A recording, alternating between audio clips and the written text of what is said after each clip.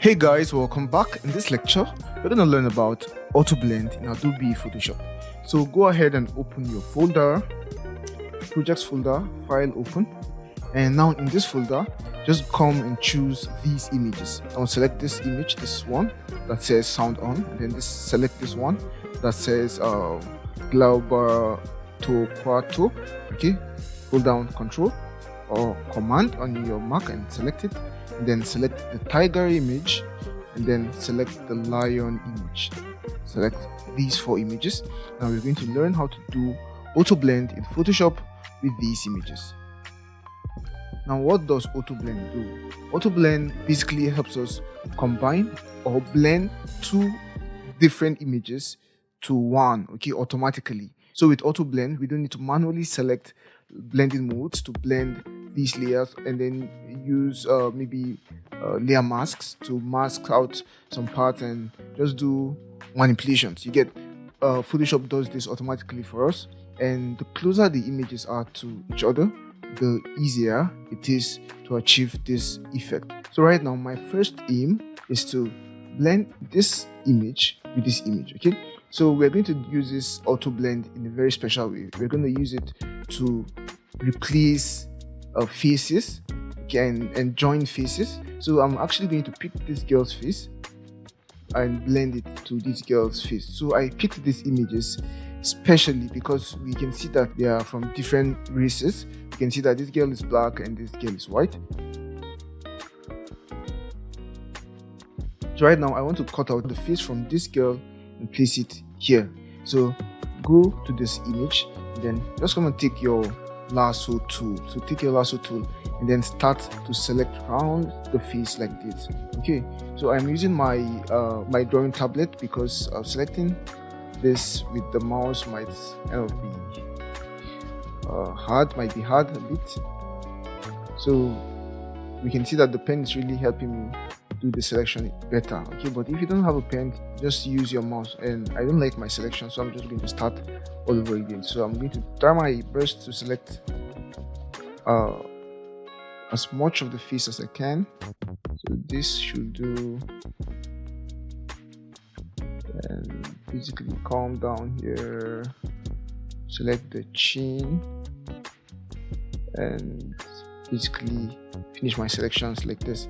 So let's go to this addition mode so that let's add to our selection. So let's add places to our selection. So you can add here, okay, and then basically add this to our selection. You can see that it's not doing a really good job, so let me just undo parts of it. Perfect. So let's add, okay, this is too much, so undo. So you don't need to get a perfect selection, really. Just do your best and Photoshop will handle the rest. Okay. So yeah, basically I think these selections, maybe we should do this. Okay, so I think I'll just go with this. Now I'll just hit Ctrl J on my layer to duplicate the face, hit V to go back to my move tool and select my face, drag it into my girl image. So I'm just going to scale this, rotate it first of all, and I think I'll max out or delete some parts of this face, maybe these dark parts, these dark areas, because they don't really look good. Okay, they are really dark, so it might not give us a good effect. So I'll just position my face properly, hit enter, and then just take my eraser tool, hit E for eraser, and then you don't need this brush, just come and pick a simple brush, okay, and then erase parts of this face like this. Okay, so you don't need to do it too much, just erase parts of the face like this. Okay, and we can also use our okay, let me just undo. Sorry. And we can just use our lasso tool instead. Do this. delete again, and basically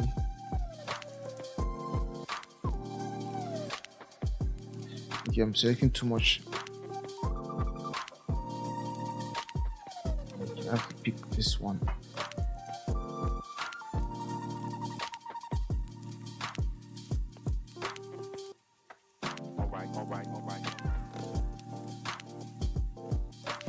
So I think this will just do, right? This will just do. Okay, I think there's this part we should have selected. We delete. Deselect. Perfect. Now the next thing we want to do is hold down Control and click on this thumbnail of our layer. So just click, and so we can select our entire face, right? So I'll just then hit this button here to unlock my layer, and then I'll just come to my select on my menu, and then go to modify, and then go to contract. So I'll contract my selection by 15 pixels. Okay, let's see by 16 pixels instead. So 16 pixels, and hit OK. So you can see that we've contracted our selection by 16 pixels. So right now we want to delete the selection on the layer, on this layer, on our background layer. So delete. Perfect. So now we've deleted our selection, and if we hide this guy, we'll see that the face is gone, right? Perfect. Now we then want to select the both layers like this, and go to edit, and then auto blend layers. Then now just take this to stack images and hit OK.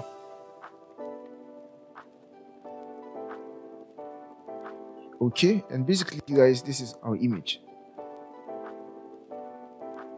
So Photoshop has been able to do a blend between these two faces. So Photoshop did a pretty good job, but we can still go inside and finish up the work. So we can see that her eyebrows are kind of showing here, right? So we just need to take our spot removal tool and then just brush around here. We'll remove this.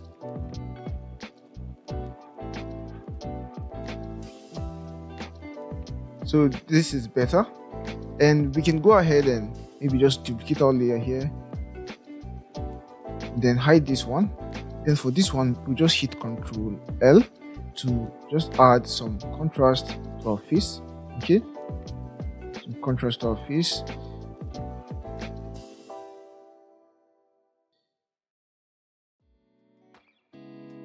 And then maybe come to image, come to adjustments, and let's just give this a hue and saturation, so we can reduce the saturation or maybe reduce the vibrance, either of them. Okay, so that it's not too vibrant, so maybe reduce the saturation by 11. Okay, and right now just hold down Alt and create a layer mask, an inverse layer mask. Okay, so it's also option on the Mac to create an inverse layer mask, and hit B to get the brush tool and reduce the hardness to 0. Just pinned here to expose parts of this image. Okay, that's part of this particular one with a high contrast. Okay, so we bring back some of the details of our face.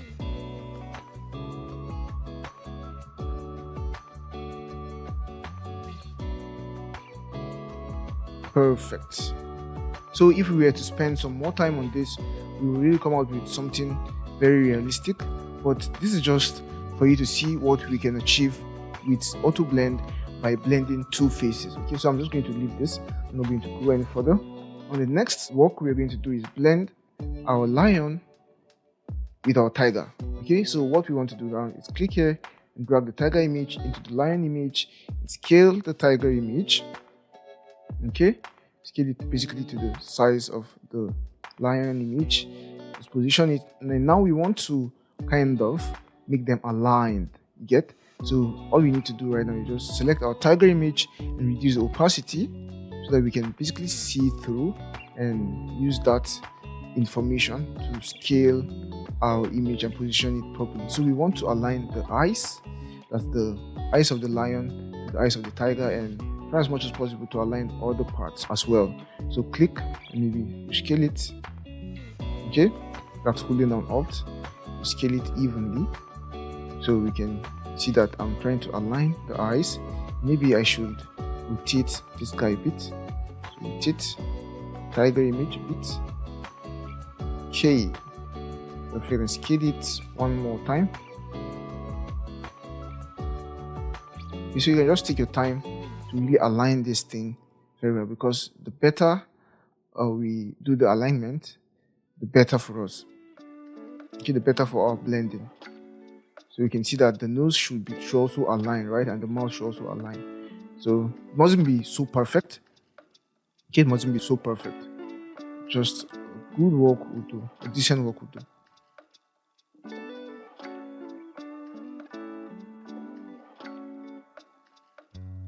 Perfect. So right now what we want to do is we want to cut parts of our image, our tiger image. Okay, so the part we want to hide, we have to cut it, and the part we want to expose, we have to leave it, right?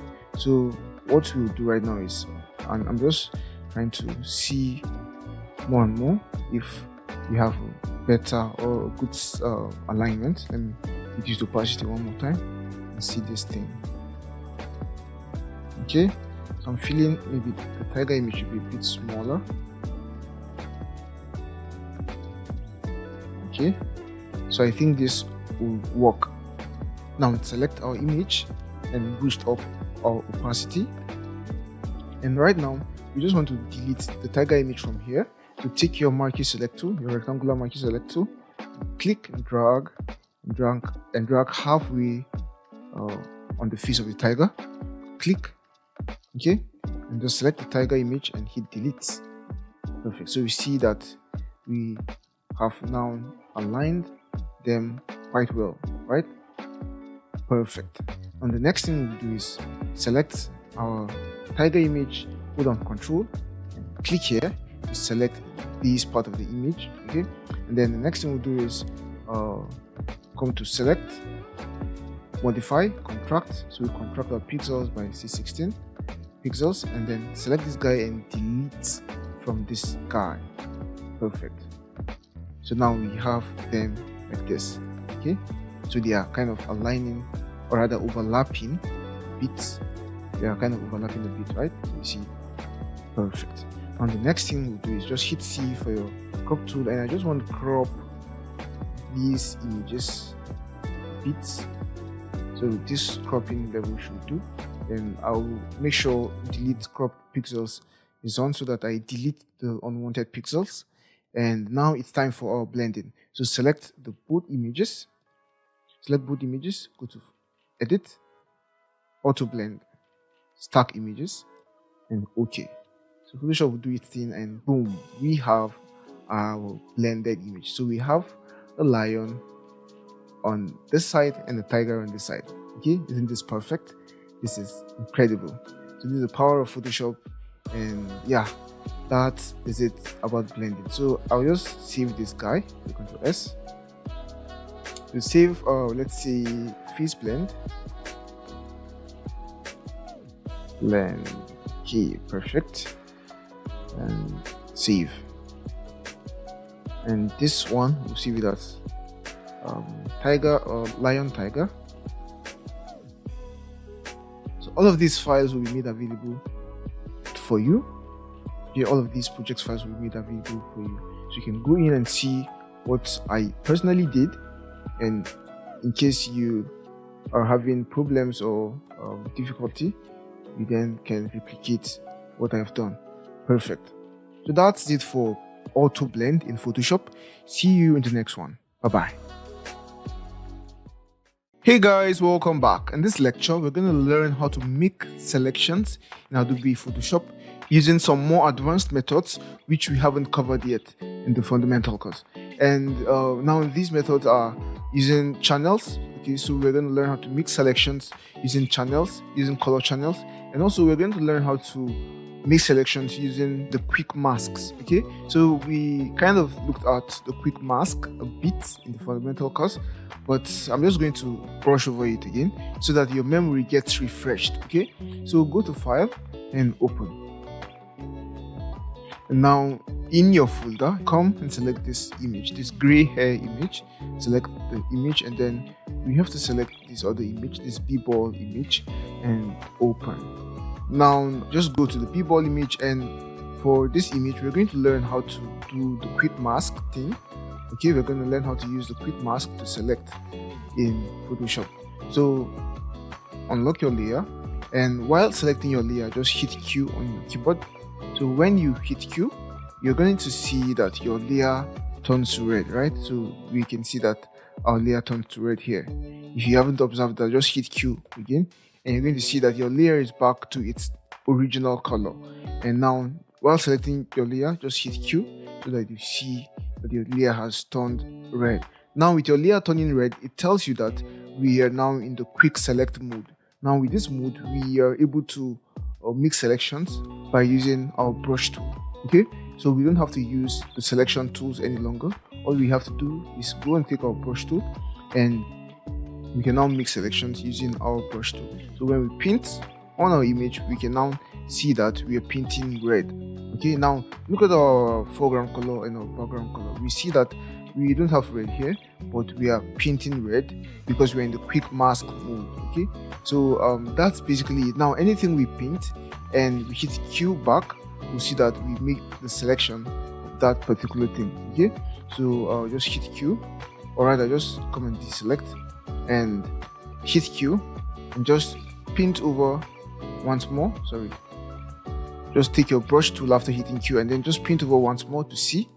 Now just paint around, and then hit Q back. Now you see that we've made these selections. Okay, so basically that's it about quick mask selections. So let's just mask out this basketball. Okay, so deselect and hit Q, and let's just mask out this basketball. Now you can paint, start painting. Just hit B. I always keep hitting B. So you can now start painting on your basketball, and just kind of start painting around to get the size or the shape of your basketball. Okay, so this kind of selection comes in handy in complex scenarios, even though this is not a complex scenario. Okay, so in complex scenarios where you have to start going in and selecting really little parts, okay, and your selection tools do not just work well in those kind of scenarios. Okay, so in those kind of scenarios, you tend to use the quick select mode, or rather the quick mask mode. It's really very good for scenarios like that. So just paint. So I'm just going to make my brush bigger. I'm going to make my brush bigger, this big, and then I'll just paint. Just click a couple of times and just keep clicking. Okay, so I'm kind of trying to select the edges. If you observe well, so when I get the edges, I'll just click, and basically that's how we're going to do our selection.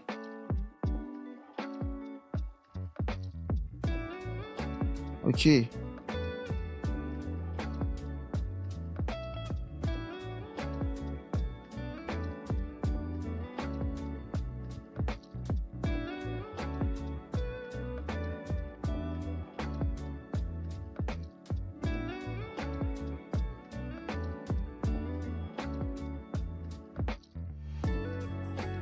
perfect. So when you're done, you just hit Q, and now just take your selection tool, any of them, and right click and invert selection, and now you can just create a mask. So we see that we have now maxed out our ball. Okay, yeah, and basically that's how we use the quick mask mode. Now back to this image, and with this image we're going to learn how to make selections using our color channels. Okay, so you can see that this image is really complex in the sense that it has a lot of strands, that's hair strands, a lot of hair strands, and using the conventional way of selection might not just work for this image. So it's best to use the more advanced method. Okay, so right now we will just go to channels. So go to channels, and now you can see your color channels. So we see the RGB channel, the red channel, the green channel, the blue channel. Okay, so what you want to do now is you want to select a channel that has a lot of contrast between the subject and the background. So you have to make sure you observe between the subject and the background and see if you have contrast. Okay, so this will really help us in creating our selection. So we can see that the blue channel doesn't have contrast or much contrast between our between our background and our subject, and so also with the green. And now the red is better. Okay, so the red channel is way better. We can see that there is a lot of contrast between our foreground and our background color. Now this is where the magic starts to happen. Now what we want to do is we want to gradually fill our subject with a bright color, that's with white, and our background with black. Okay, so the first thing we have to do, however, is duplicate our channel. So select your red channel and drag it down here and release. Now it's going to create a copy of our red channel. So select your copy. Now we're just going to take our dodge tool. Now in dodge tool, we all know the dodge tool, and the dodge tool just helps us to add brightness, to highlight shadows and mid-tones, right? So we want to select the dodge tool and then come and select the highlight here, and the exposure should just be around 31 or 30. And now we can start adding some dodge. So just keep clicking, mostly around the edges, so as to define the edge very well. Okay, so we have to click mostly around the edge to define the demarcation between the black and the white. Now we also have to do this for our hairs, okay, for our hair strands, so as to distinguish them properly. Okay, this is basically what you need to do. So you have to do this for the white, and also do this for the black guys also, or the shadows. Okay,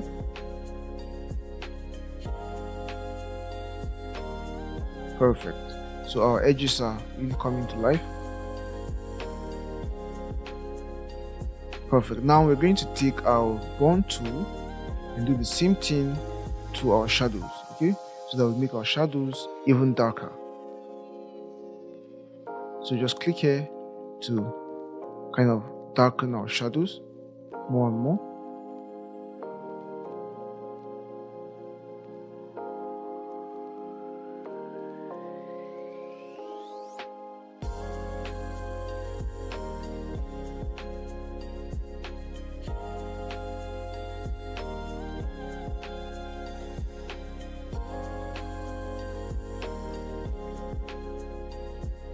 So we are making our demarcation really precise by darkening the shadows.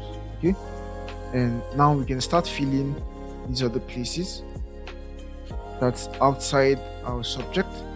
So we can even take our brush tool and paint. Okay, but we don't need to take our brush tool for the black parts, because the burn tool is just doing a good job. Now take your brush tool, hit B for a brush tool, and we're just going to fill our subject with white. So just fill our subject with white. Maybe it shouldn't be this hard. Okay, and we reduce the size like this, and just paint inside our subject, just like this.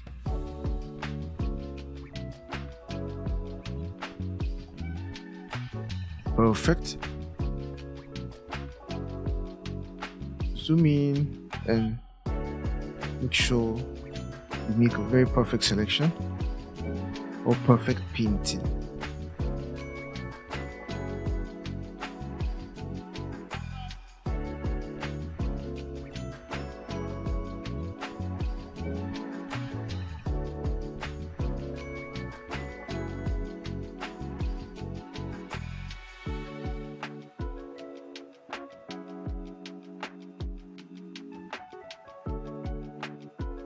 So the next thing I'll do is I'll take back my dodge tool and continue brightening up these places. Okay, so since I can't use my brush here, I'm just going to really make them bright using my dodge tool. Okay, maybe I even reduce the exposure a bit to 28. Perfect.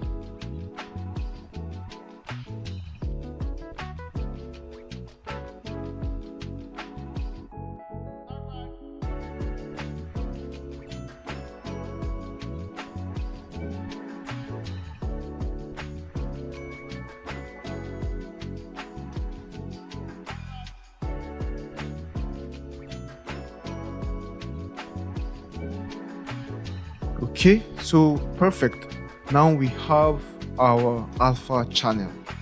Okay, so what we all need to do now is just hold on Control or Command on your Mac and click here on the thumbnail here. On this thumbnail, just click, and we have now made a selection of our mask. Okay, and now just go back to your RGB channel and then go back to your layers, and all you need to do right now is just create a layer mask. So just click here to create a layer mask, and right away we can see that we have done the impossible. Okay, we have basically maxed out our hair strands, and even though we did a pretty good job, we still have some more refining to do, because like you can see, our blue color from our background is also being copied here. So you can see traces of blue. Right now, I have 2 steps to fix this. The first step is just while selecting your mask, just come here, select a mask, click. Okay, and it's going to open the refining window for you. So just come down to output settings. Okay, output settings, and we just need to click on decontaminate colors. So let's just zoom in to see what this option does. So decontaminate colors, just click here, and right away we see that it does some help. Right, it does some help. Let's unclick it and see the before and after. So this is before, sorry, this is before and this is after. Okay, perfect. And we can also reduce the strength, because it affects some of our hair strands, right? So I think this value should just do fine. So click OK. And right now, the next thing we want to do is okay, let me just check. Let me just compare before and after. This is before and this is after.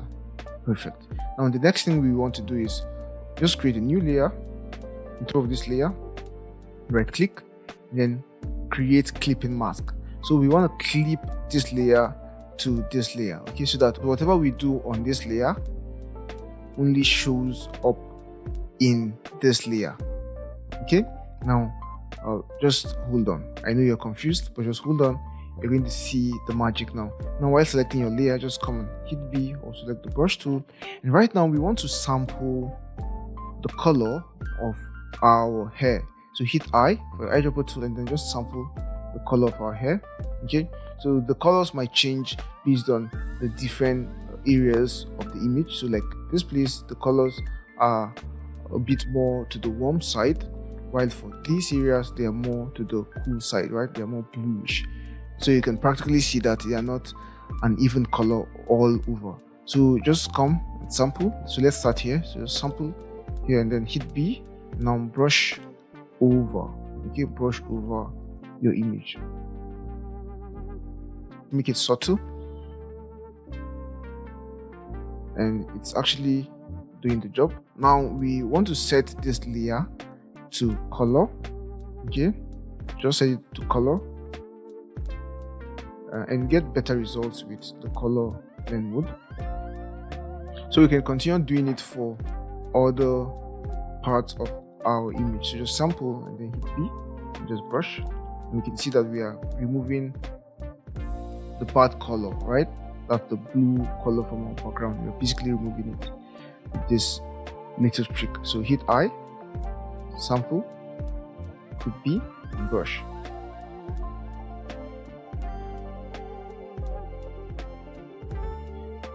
Perfect. So we've basically decontaminated our colors. So hit I once more. Let's sample this guy here with B, and maybe make our brush a bit smaller. And I think we should do same with this part also. Okay, perfect. So we see that we've basically decontaminated this part with this little trick. Now hit I, sample, hit B, brush. Hit I, sample. Let's sample here, hit B, and brush.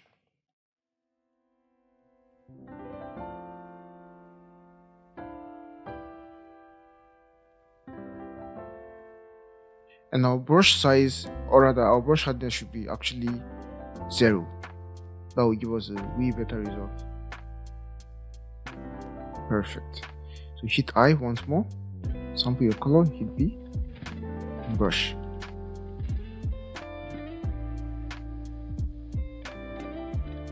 So hit I again, sample, hit B, brush.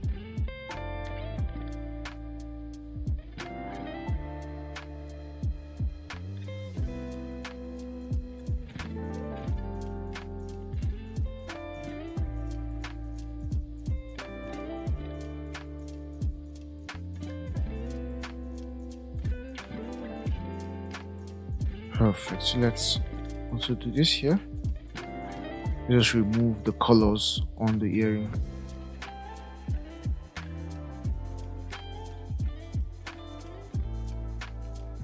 Perfect. So we see, guys, that with this little trick we've been able to perfectly remove our hair strands. Now I'm just going to give this a new background to see if what we did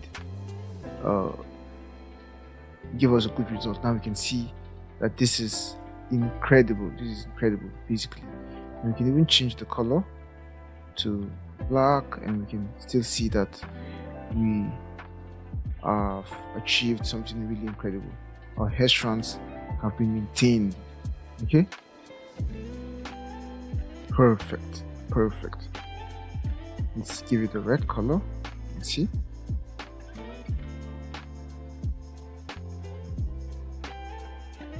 Perfect. So this works perfectly under every background. Even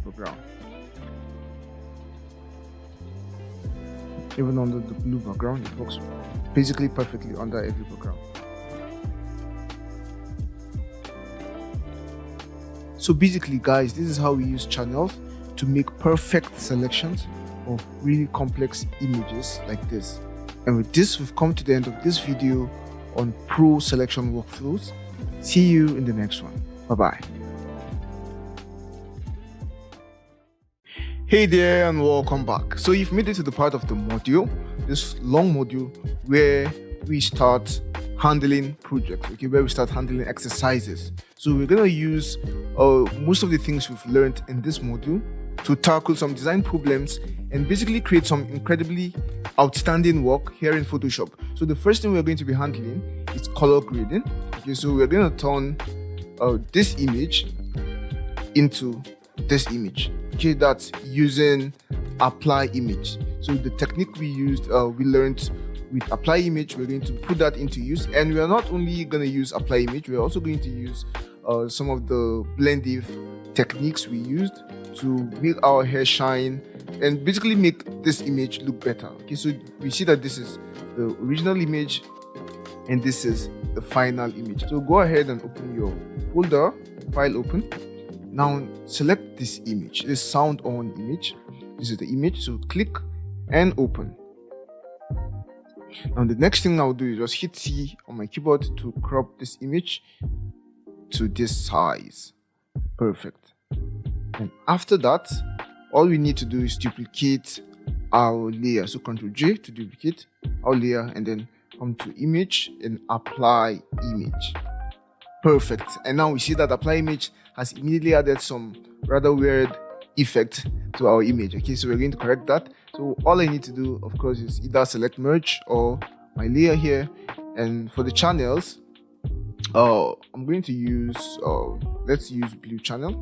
Okay, so we used blue channel in this particular one, so let's use blue channel. Let's basically recreate this. So blue channel, and now let's play with the blend modes. We have darken. So I know particularly the settings I did that gave me this effect, but I'm just going to go through all these blend modes so you see what you get. Okay, so we see what darken does. It basically gives us this black and white feel or effect, and also leaves the color on the background. Right, so we can reduce the opacity if we want, or increase it if we want. Okay, so we see what you get with darken. Really cool. So if you want, you can leave it at darken, but we want to go through the others. So color bond, linear bond, darker color, we have light, we have screen, and so on and so forth. Okay, so I won't just waste your time going through all of this. We've gone through all of this before, so let's just select the multiply and then come and check mask.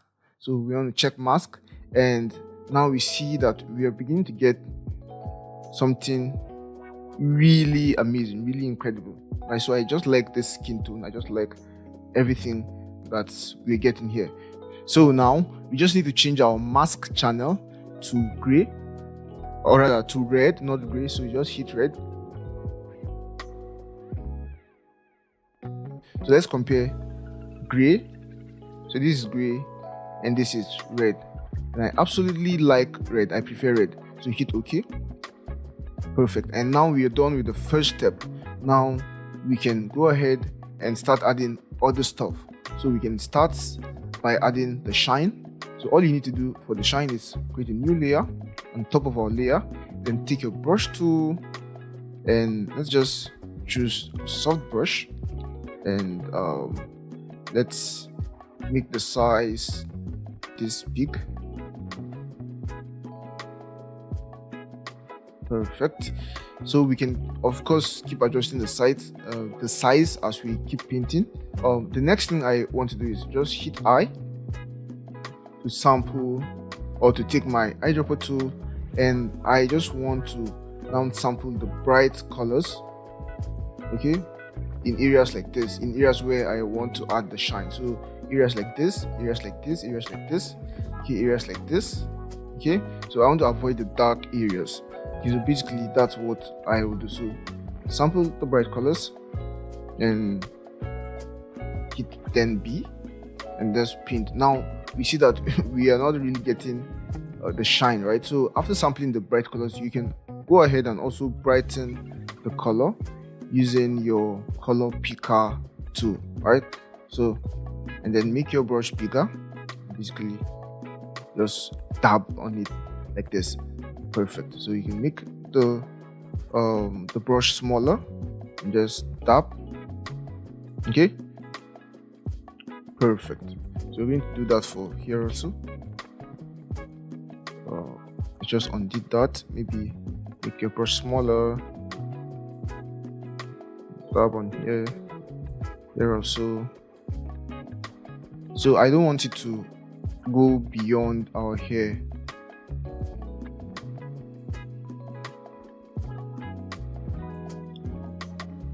So here also.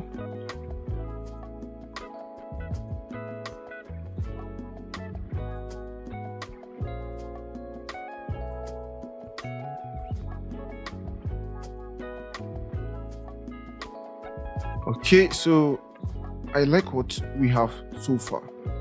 Perfect. Now the next thing I'll do is change the blending mode of our layer to screen. So you want to choose screen here, and yeah, this is cool.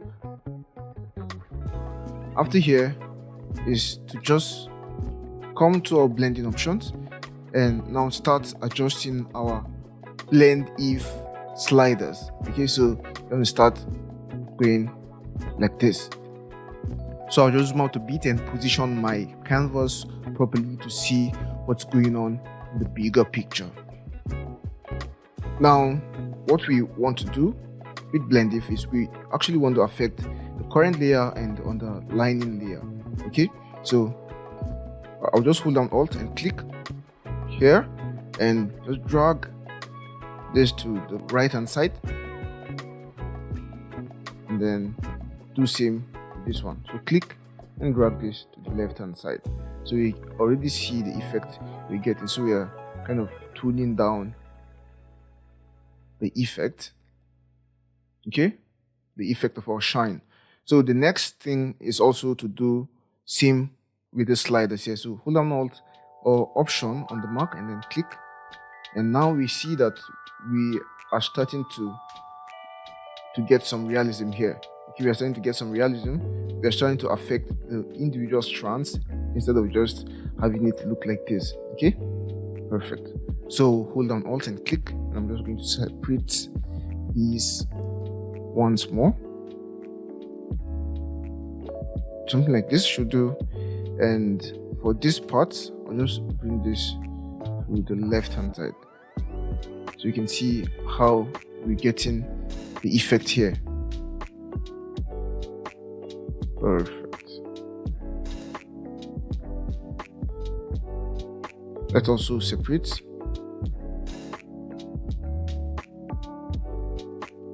Okay.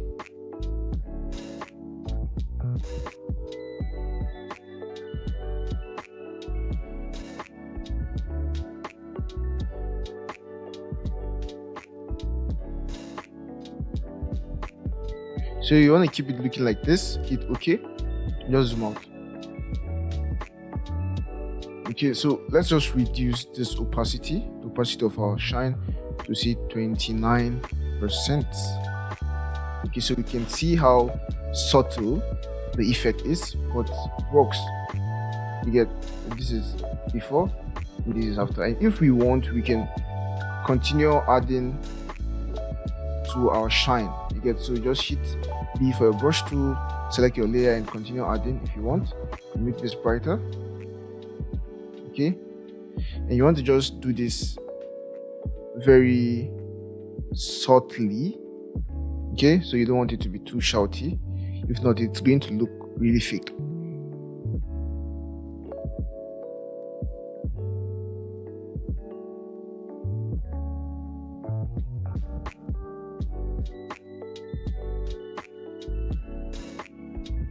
Okay, so you see what we get. So this is before and this is after. I'll just take this back to 25 and Ctrl J, duplicate. Let's see if we can do more here.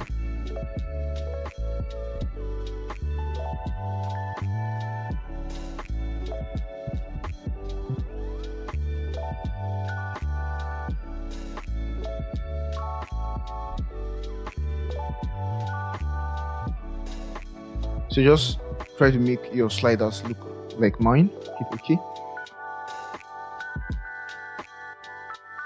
Maybe we want to max out this effect in areas like this. That's the second layer. Maybe in areas like this. Okay. So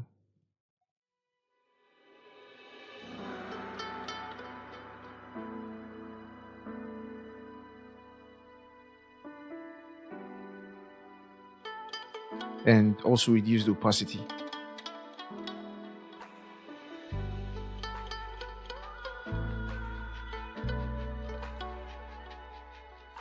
Perfect. So this is before our shine, and this is after our shine.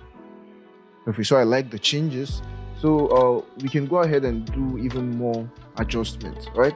So for example, we can make our eyes stand out more. So just take your dodge tool, take your dodge tool and let's affect the highlights, and these settings are just perfect. So just come and now make the highlights of the eyes, these very bright places, just come and click to make them brighter even. Okay, just this.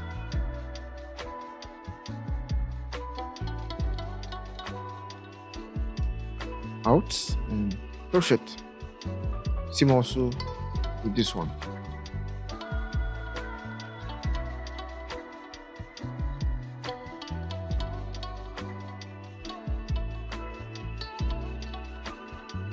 So we want to get this exaggerated view, or rather exaggerated effect of the eyeballs. So our eyeballs look like they are glowing, okay, or rather look like they are when I say really reflective, okay, so that's the word. They look very reflective, really reflective. So that's quite exaggerated, but it gives us the feel I am looking for. So we can also come to this points, to these places, and just make them shine. Okay, just increase the shine. Perfect. Next thing I'll do is just select the layer here, take the lasso tool, and I'll just marquee select the eyes like this area of the eyes. And what I'll do is Ctrl J, and then that's to duplicate the selection. And go to file and filter, and then sharpen, and on sharpen mask. Perfect. So we see that we are basically adding sharpening to our eyes, right? So that's just what I want to do. Okay, so hit OK, and now hold down Alt or Option on the mark and click here to create a layer mask. Hit B for brush, and let's just paint over here. So let's hit X to swap the background and foreground colors, and now I can start painting on my mask, okay, to reveal parts of my sharpening. So these are just the areas I want to sharpen. I want to really make the eyes sharp. Okay, perfect. So let's compare this to the one we had before. Okay, so this is what we had, this is what we have here. Now we are getting somewhere, right? We're getting somewhere. The next thing I'll do is just select my image here, take my dodge tool, and I want to affect some parts of my image. Okay, that's this part here, but I want to do that really calmly, and I don't want that to be very shouty. Okay, so we see what we get. I just want to reduce this effect even more. So make this 22, and make this bigger, and just dab. Okay, just click once, click once.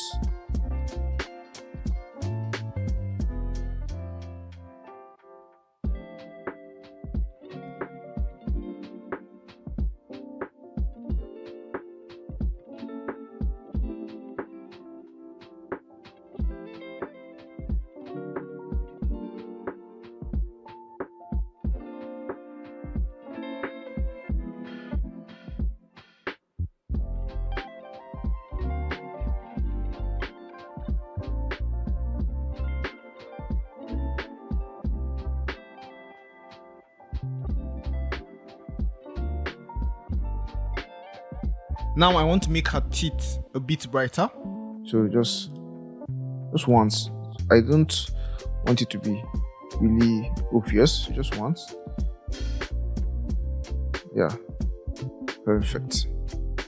And I also want to affect these areas here, these areas of the mouth. So I want my exposure to be really low this time, maybe 10, and then so it's a really subtle effect I'm looking for. Perfect.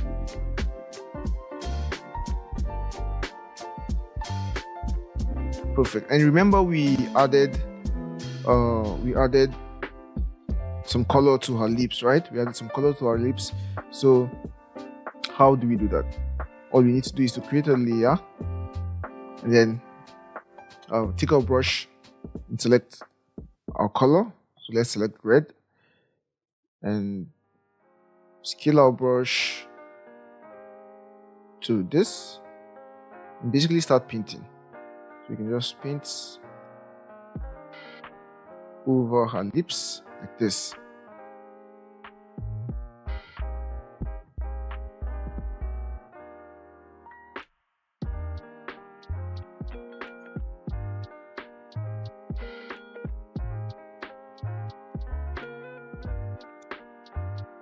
Doesn't have to be perfect. We can always go back and clean things up. We can clean the parts we don't want.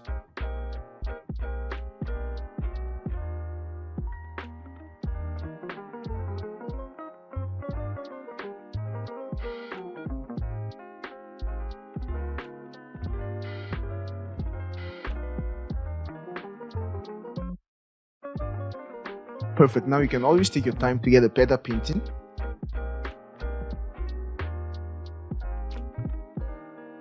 Okay, so just take your time and get a better painting. Now I'm just going to use my eraser tool and reduce the hardness, and I'll just kind of reduce parts of my color on the lips.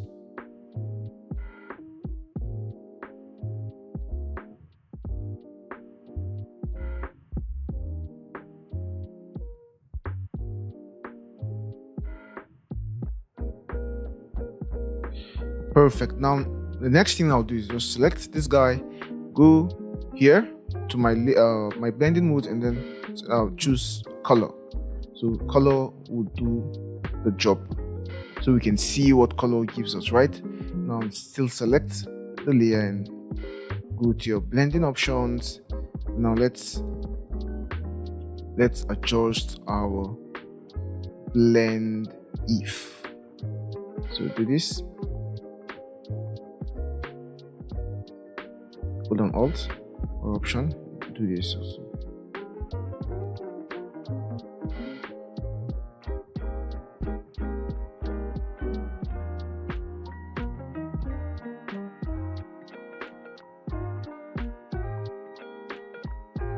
Hit enter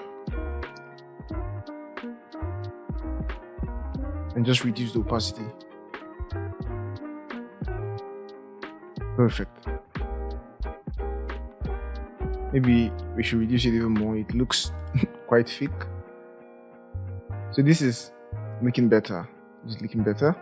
And yeah, that's basically it. We can even maybe add some adjustments, maybe add some curves adjustment. So some curves.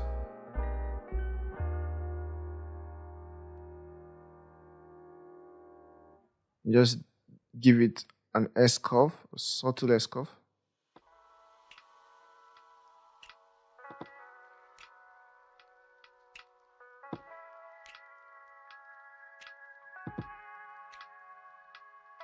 Perfect.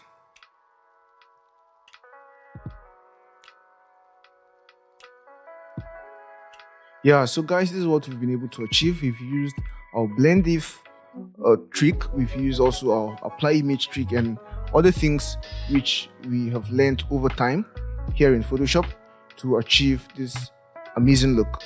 So that's it for this exercise, and you can just go ahead and save our file, Ctrl S. Let's see color grading.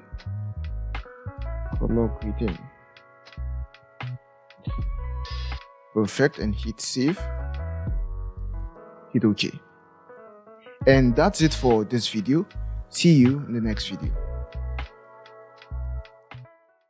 Hey guys, welcome back. So in this exercise, we're going to be handling something really cool. I'm really excited about this, and this is what we are going to achieve in this exercise. So this is Photoshop's logo on a pillion wall, right? We can see how realistic this looks. We can see the blending, how everything looks just perfect. Okay, so this is basically what we're going to replicate here in Photoshop. So go ahead and open your folder. Now in your folder, you see this pillion wooden wall image. So select this image, hold down Control, and let's choose this Photoshop logo SVG, Photoshop logo.svg. And finally, we have to choose this pillion paint. Open. Perfect. And now we are going to be working here. So we're going to be working here. And now the next thing I'll do is just drag my images. So click and drag and drop. You scale this.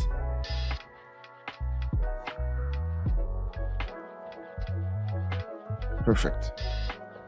So I'll just make my image a smart object. Perfect. And go ahead and bring in my peeling wall texture. So you see this is really big. And just rescale this to this size.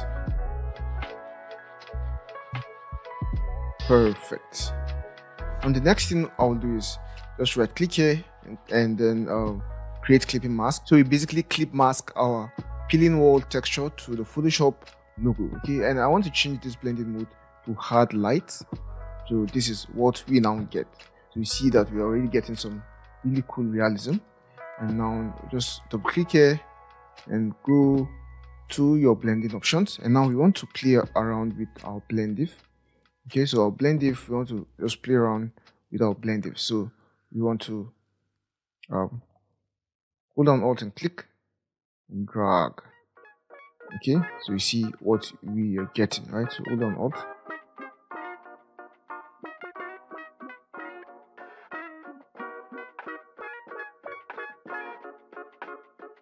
So separate these guys also, and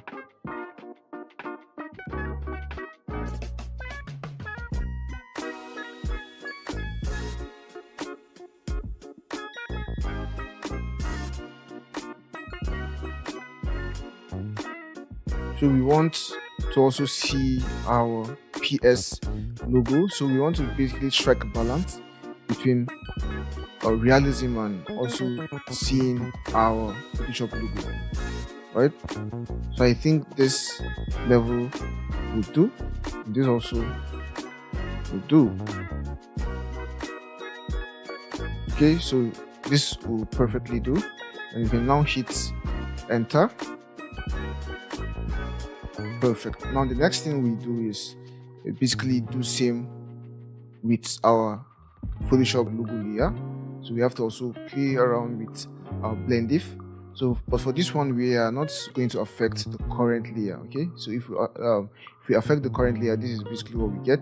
We basically deplete everything, and it's not really that cool. So we are going to do most of the thing on the underlining layer, so it should affect the underlining layer. Okay, so the blending should be with the underlining layer. Separate these guys also.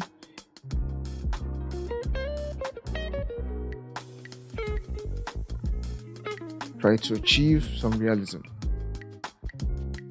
So we see what we get. This is getting very realistic, but we are also feeding out our logo very much.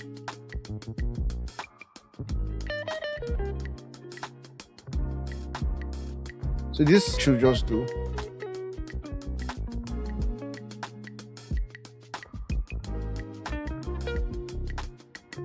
Now to add more realism, we want to kind of create scenarios whereby our edges are not this straight, right? Because we know that if our wall will be peeling like this, our Photoshop logo will not just be in this straight line. So what we can do is we can just add a mask. We can add a mask and then just paint out some parts. Okay, hit X. Just paint out some parts of the logo. Just paint out some parts of the logo. Basically, that's all we need to do. We make my brush this hard. Just paint out some parts of the logo.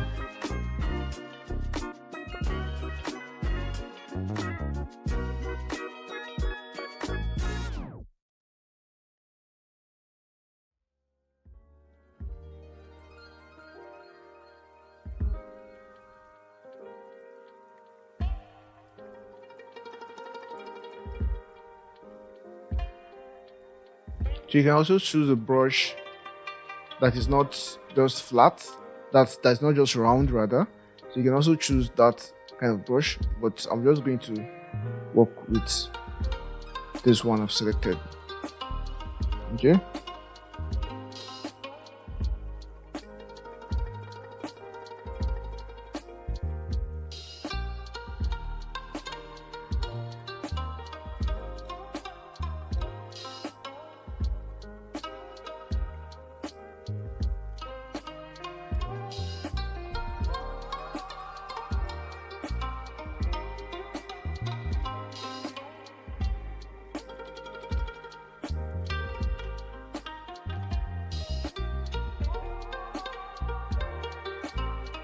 Perfect. So this is what we've been able to achieve. We can see how Photoshop makes it really easy for us to achieve this amazing look. So that's it for this one, guys, and we can go ahead and save our file, Control S, and let's just save it peeling. Let's save it as peeling logo, peeling PS logo, peeling Photoshop logo, PS logo. Perfect. Hit save. So all these files will be made available to you, so you can open them and see for yourself. And basically that's it for this exercise. See you in the next one.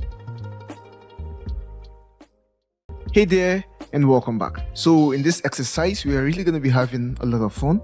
I really love the look we're going to be achieving in this exercise. So this is what we will be creating in this exercise. So this is what I call the advanced stretched pixel glitch artwork.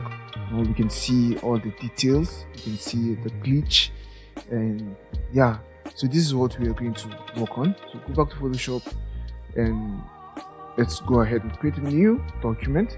So let's have 3000 by 3000 pixels, 3000 by 3000 pixels, and for our resolution 72 will be just perfect. So hit create, and now go ahead and place our file. So please embed it and come to our folder, and we see this image, this Carl Rayson.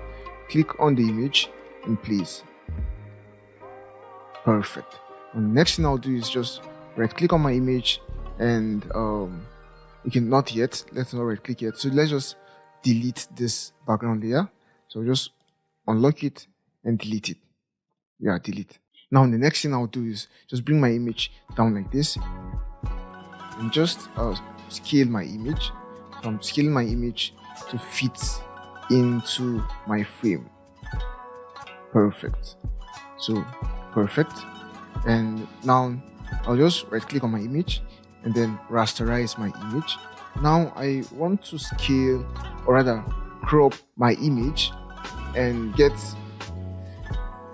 the feel or the content aware feel effect applied to my image. So what I will do is just select my crop tool, select my layer, then come here and then come to content aware, do content aware field, and I'll just click and then just scale this, okay, so that I allow Photoshop to fill in the blank space for me.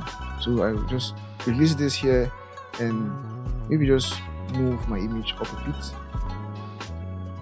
Perfect. So this will do, and all I need to do is to click OK, and Photoshop will just fill in the blank space for me.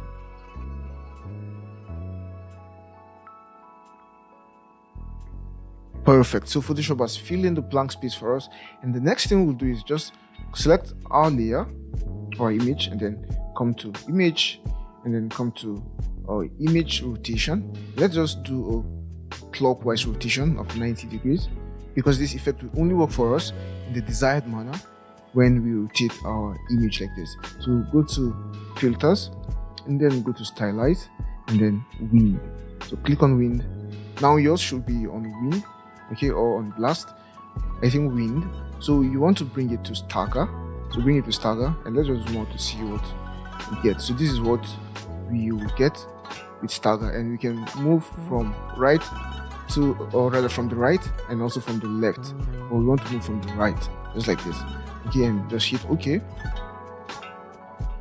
You see, I forgot to duplicate my layer, so I'll just undo, and let's just duplicate our layer because we need a duplicate of our layer. So Ctrl J to duplicate my layer, and I'll just make this guy a smart object so as to be really safe. Okay, we don't want to take any chances. So select your copy and now rotate your image. So image rotation and clockwise 90 degrees. Perfect. Now just go ahead and put or add your effect, that's stylize, and then wind, and of course it should be stagger and then from the right. So hit OK. Now we have our effect. Now we need to just add this effect over and over again, and just come to filters and you're going to see that we can add our effects from here. Okay, so it remembers our last effect. So click wind and we have our effect added again. So we just need to keep clicking wind, and we have this shortcut Alt Control F, which is Option Command F on the Mac. So Option Command F or Alt Control F. So just do it a couple of times. Just keep doing it till you totally distort your image. Okay, so you're going to see the level at which I'll stop. So just make sure you reach that level before you stop. So I'll just keep doing it, and I'll just fast forward the video and we'll get to the last point.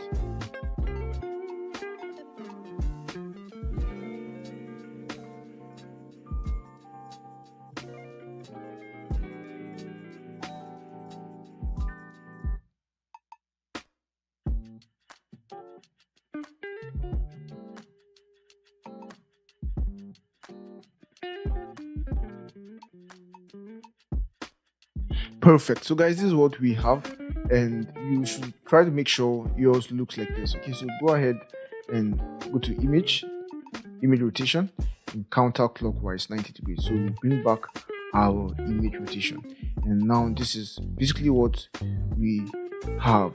Okay, so select the background layer, that's the not background layer, the backup layer, and just Ctrl J to duplicate it. Let's hide this one. So bring this guy on top, and we want to crop out our subject from the background. Now we're just going to use our object selection tool here. So you just need to click the Photoshop will do its thing and just select our subject. So our selection mustn't be perfect, mustn't be crystal perfect. Just do a decent selection. So Ctrl J, and we can see that the object selection tool does a really good job with selecting the image. Now bring this guy below. Now we just need to give it a mask. So create a mask, hit B, the brush, and we need to start painting. Okay, so we need to erase our subject. So I'll just undo a couple of times so that I can use a smooth brush. So our hardness should be very low. Just increase the size and just start painting just to fade out your subject.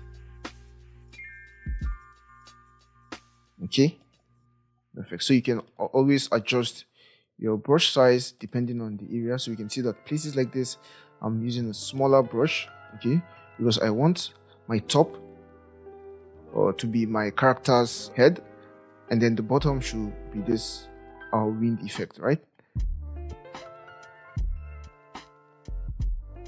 Perfect. That's basically what I want to achieve. So we do this.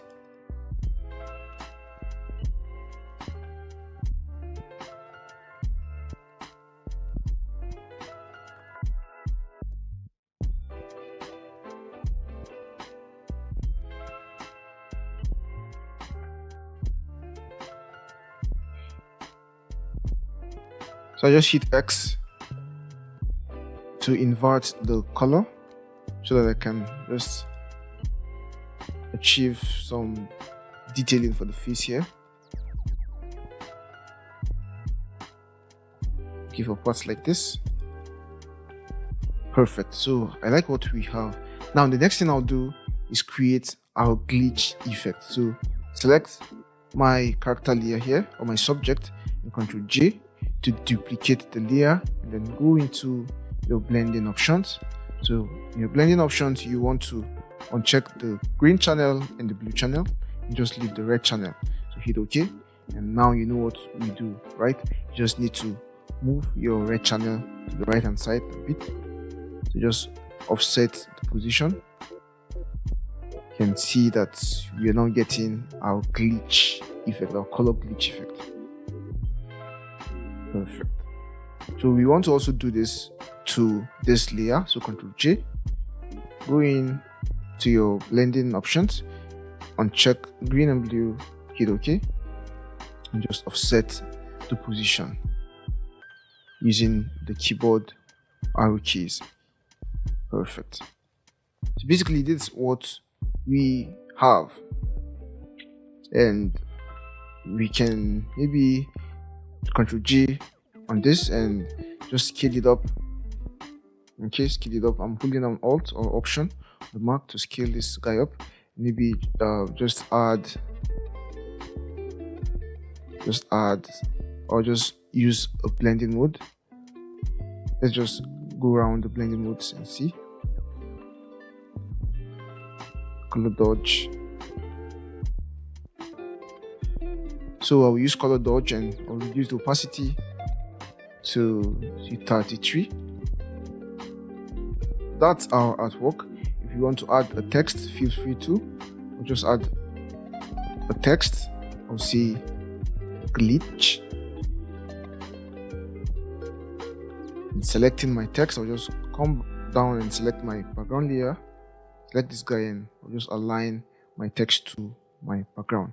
So this is what we have. We can see that my text font is Sierra Pro and it's bold, right? It's 280 pixels or points large. I just want to scale this a bit. I don't know why it's selecting it and moving it instead. Okay, let's just scale it. Let me just scale it to this big and select my background layer once again and align my background with my text.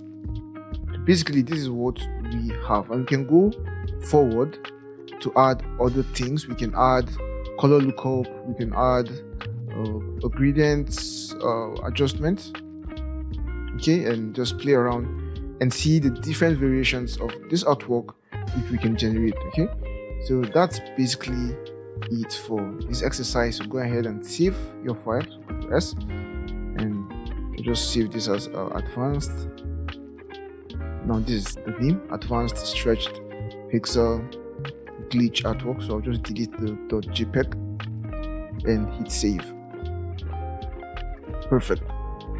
So basically that's it for this exercise, and that's it for this module. In the next video, we're going to be taking our homeworks for this module. So see you in the next video. Bye bye. Hello there and welcome back.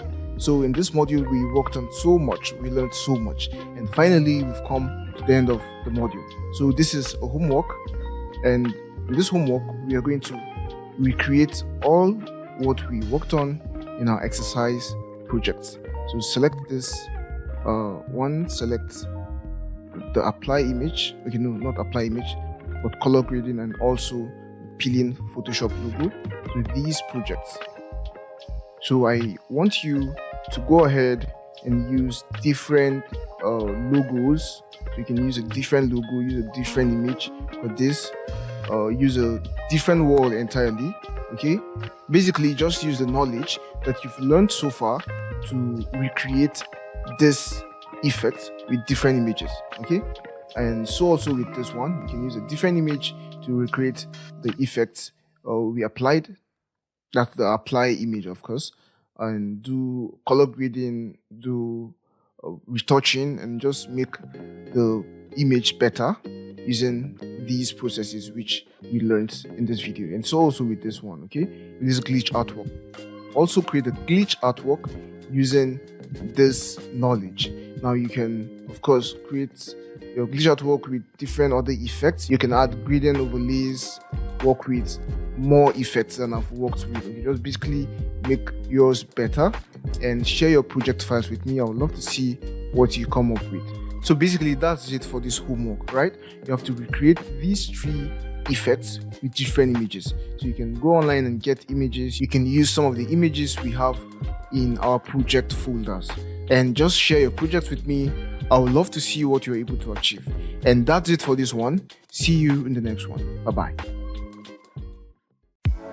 In this module, you'll learn advanced image retouching workflows in Adobe Photoshop.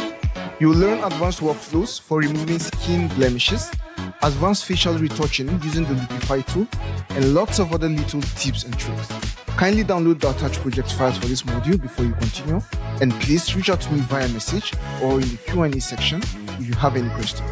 I would love to make this course a 5-star experience for you. See you in the next video.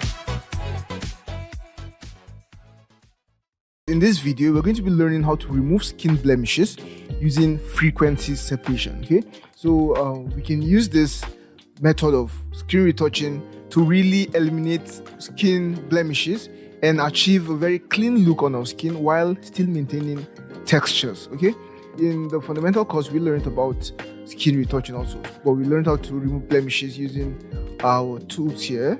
That's these retouching tools. Okay, these spot removing tools, this remove tool, the healing brush tool, the patch tool, and so on and so forth. So in this video, we're going to go a step further. We're going to learn this trick called frequency separation. So just go ahead and open your folder, and let's come to the next folder, which is folder 6, advanced image retouching in Photoshop. And I want you to just bring in this image, this after workout image. So click and open. Now, what is frequency separation? Frequency separation is basically a trick for skin retouching in Photoshop, whereby we separate our image into two frequencies. Okay, we have the high frequency and we have the low frequency. Now, the high frequency contains our skin textures,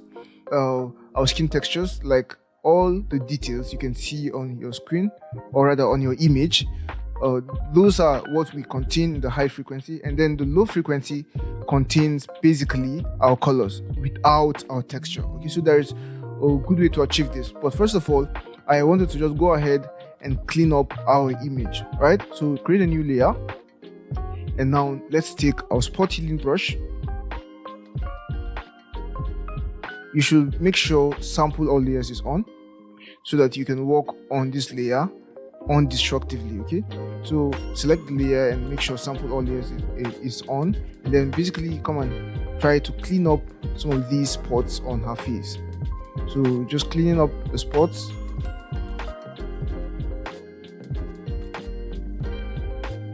For bigger spots like this, you could use the remove tool to just brush around. So you can either use the remove tool or you can also use the patch tool, which will do a better job. Perfect. Now let's just go back to the spot healing brush and let's work on some of these other little ones here. Click. We'll just undo this and do it again. So click once. Perfect. Click here. Perfect.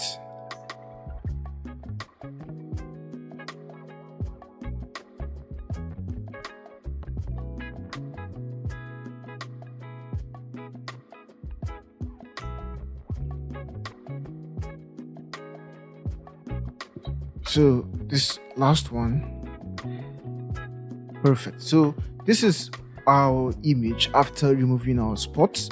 So I can just hide this layer to see our before and our after. Perfect.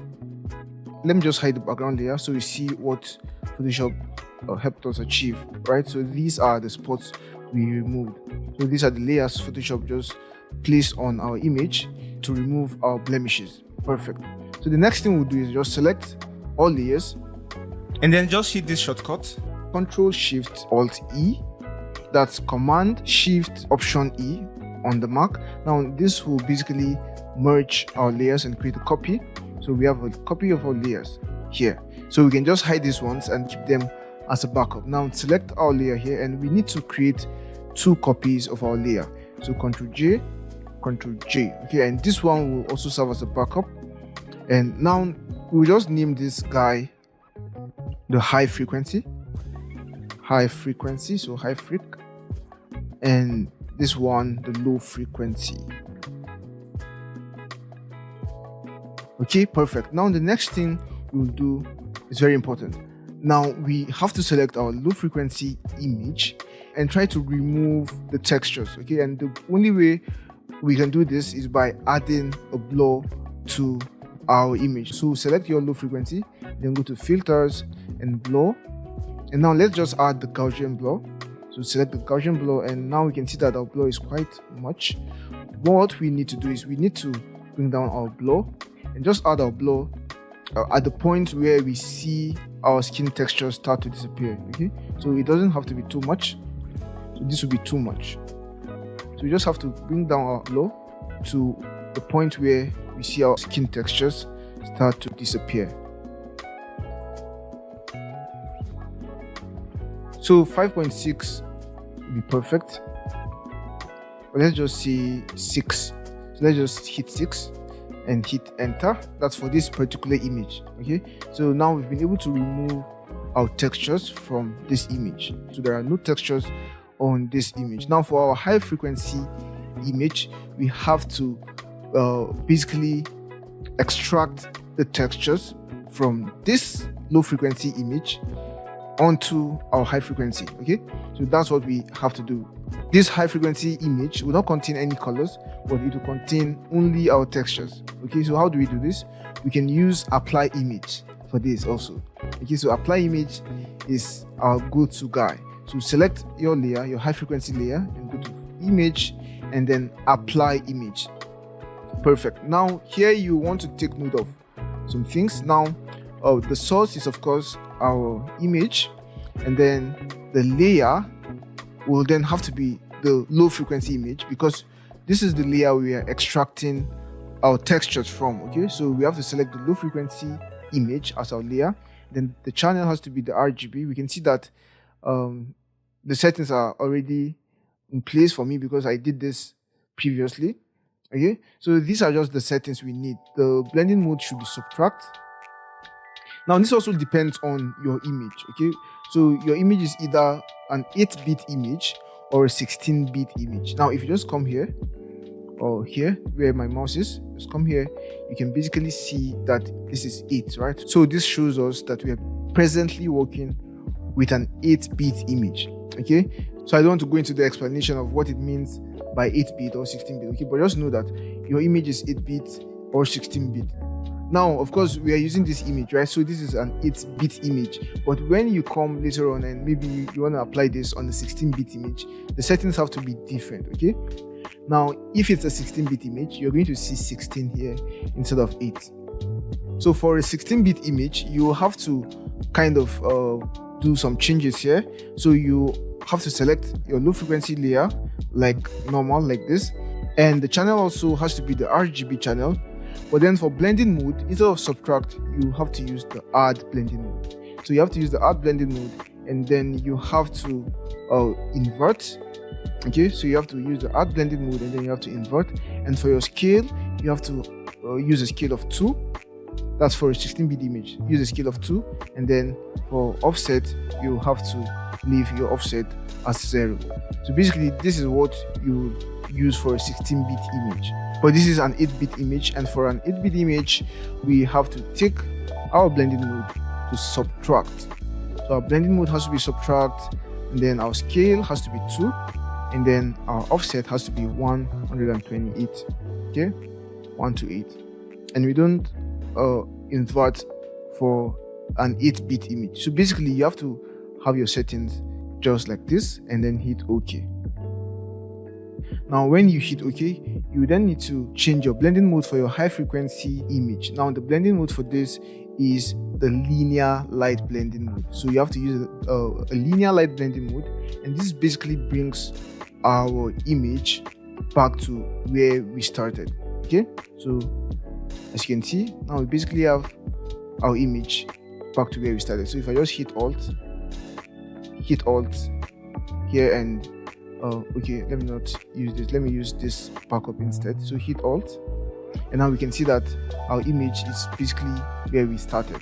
Okay, so we want to group these layers together, that's the high frequency layer and the low frequency layer. So select both of them and group, Ctrl G. Okay, now from here on, we have to use the mixer brush to blend our skin. Okay, so we have to have the low frequency image selected, and then come and use the mixer brush. So select the mixer brush, use the mixer brush under our brushes panel. So select the mixer brush, and for the mixer brush basically works like an artist brush. Okay, so it basically mixes paints unlike our normal brush. So let me just explain this. So I will just hide all these layers and create a new layer here. So we can see that our normal brush basically takes a color and paints, all right? Paints. Okay, that's what our normal brush does. And if we change the color, it's just going to paint on it like this. Okay, but our mixer brush doesn't work like this. So let's select our mixer brush. Let's have blue here, right? So let's say we paint using our mixer brush, and then we change the color. So let's change the color here. So let's just observe what will happen. So now we can see that our mixer brush is basically mixing our new color to our old color. So we're having a mix between blue and magenta, right? Or purple. Either of them. They don't look alike. So we're having a mix between blue and this color here. So this is basically how an artist brush would work. So that's what the mixer brush does. So we want to use this mixer brush to blend our skin tone, right?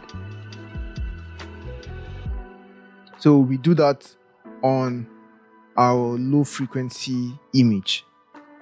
Perfect. So select the low frequency image, then hit B for your mixer brush to, and you need to have your settings like this. You have to use a soft brush. For this place, you have to select clean brush. Okay, so you have to use a clean brush, not lewd brush. So clean brush, and then you have to have this option selected, that's clean the brush after every stroke. So after every stroke, Photoshop cleans the brush for us. So have this option selected, then we want to using custom here, and we want to leave our wetness at 9% and our load at 75%, just like what I have here, and our mix at 90%. Mix 90%, load 75%, wet 90%, and our flow at 100%. Okay, so these are just the settings we need for our mixer brush. So after we get these settings, we just have to come and start painting, and now we start mixing in the direction of our skin textures, okay, or in the direction of our face contours. For a place like this, we'll mix like this, we'll mix like this, okay, we'll mix like this for this place. So basically that's what we'll do. So I'm just going to start mixing, okay. So I'll just click and start mixing my skin tones, okay. So we can already see the effects, even though the effects might be subtle, but when we just go back to see our before, we'll definitely see the changes we have made, okay.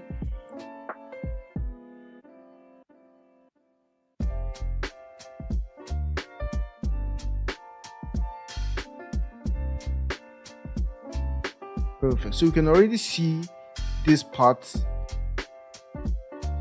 coming to life.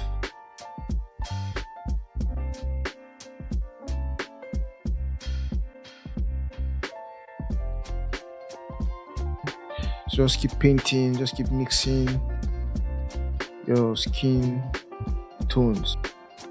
And I'm just going to reduce my brush size and paint on these little areas.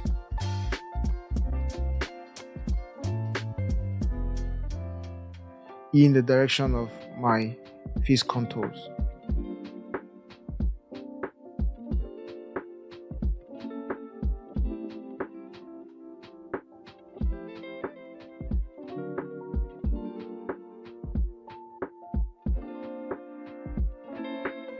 Here also is going to paint to eliminate our eye bags, or most of our eye bags.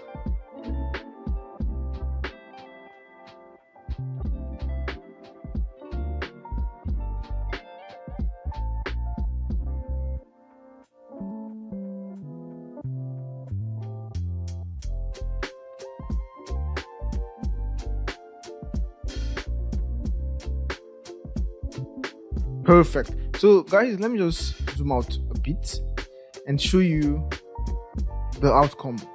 Okay, so in order to see the progress you've made, you just have to see the original, right? So we have to compare the original with the outcome. So just hold down Alt on your keyboard or Option on the Mac, and then click here. Sorry, not there. Click here. That's on this particular image, this layer 2. So right now we can see what we had initially. Okay, and I'm going to click back while holding down Alt to see the effect. So this is after the frequency separation. So before and after, before and after. Okay, we can see how we've basically blended our skin tones and achieved a really smooth skin while still maintaining our textures.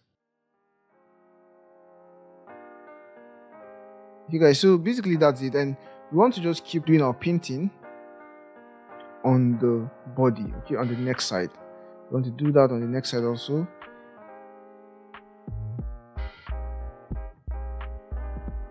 On the neck side, let me reduce my brush size on the neck side.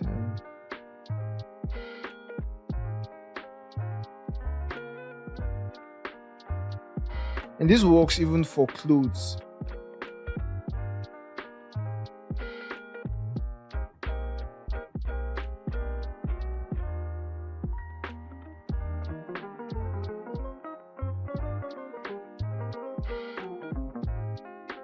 Perfect.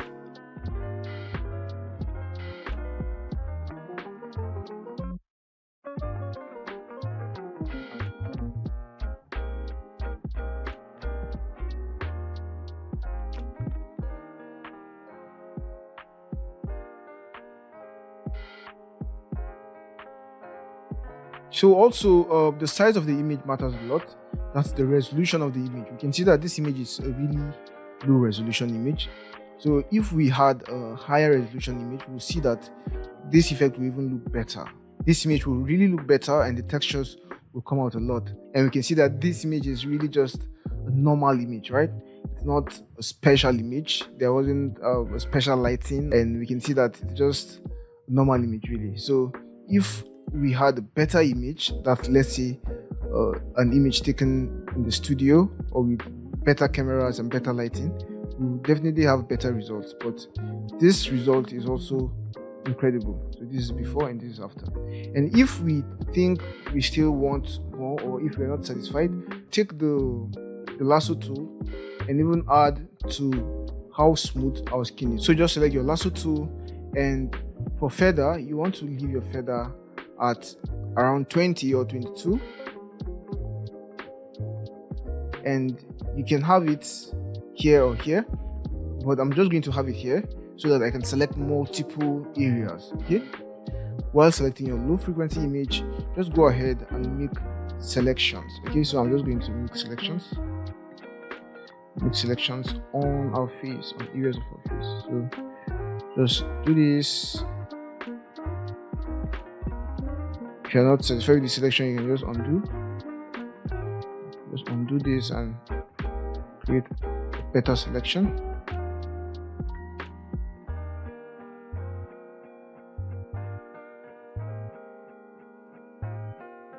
And then, so you have to select places like this, places you're not satisfied with. So I'm just going to use these few places where you can select more if you want, and then you can just go ahead and add a Gaussian blur and add the Gaussian blur. So you can make the blur say 10 or 12, and the more you add it, you just keep seeing that our smoothing keeps increasing, right? So we can see that at 75 our smoothing just got too much. We want to just leave this at say 18. Okay, so 18, and hit OK. So deselect. Let's see before and after. So I'm just going to do Ctrl Z. Okay, and then Alt Ctrl Z or Shift Ctrl Z to bring it back or to redo the effect. Okay, so basically this is what we've been able to achieve with our frequency separation. So we did a pretty good job. If we had a better image, we would definitely have better results. So that's it for this video, guys, and you can go ahead and save your file. So I'm just saving our file, Ctrl S, and let's see, we save it as frequency separation.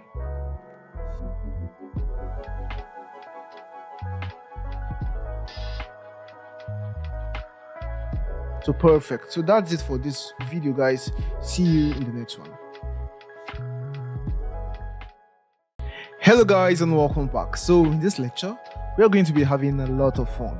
We are going to furthermore retouch our image, especially the face, okay, with a powerful tool or a powerful feature that Photoshop gives us. So we looked at this feature also in our fundamental course, but we didn't go as far as modifying our face. Now that's the liquify filter. So let's go ahead and save our image. So Ctrl Shift S, that's Command Shift S on the Mac to save our image, and we want to save it as JPEG, as a JPEG image. So select JPEG and just hit save. Perfect. So saved our image. Now we want to bring in our image as a new document. So frequency separation, open. Perfect. Now we can close this one. Perfect. So now this is our image, right? This is our image and this is our background.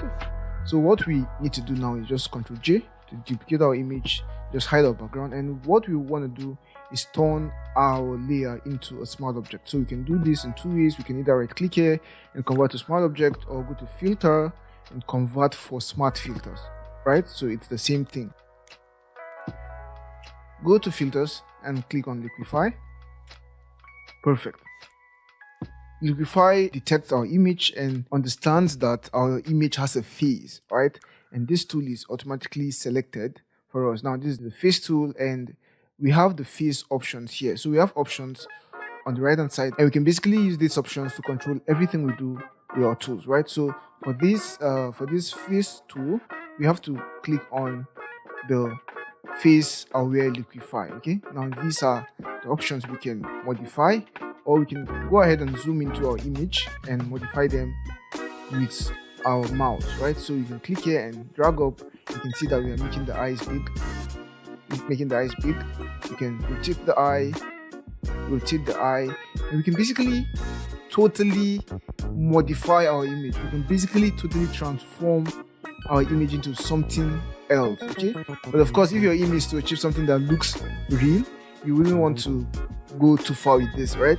So let's just explore some of the things we can do. Now, these are the options. We have the eyes, we have the nose, we have the mouth, we have the face shape, right? So these options are classified according to the features of our face. So for the eyes, we can increase the eye size for the left eye and the right eye. So you see, this is the left eye, this is the right eye. We can make the eyes smaller if we want, okay? So we can see what we get. So this is preview, this before, this after.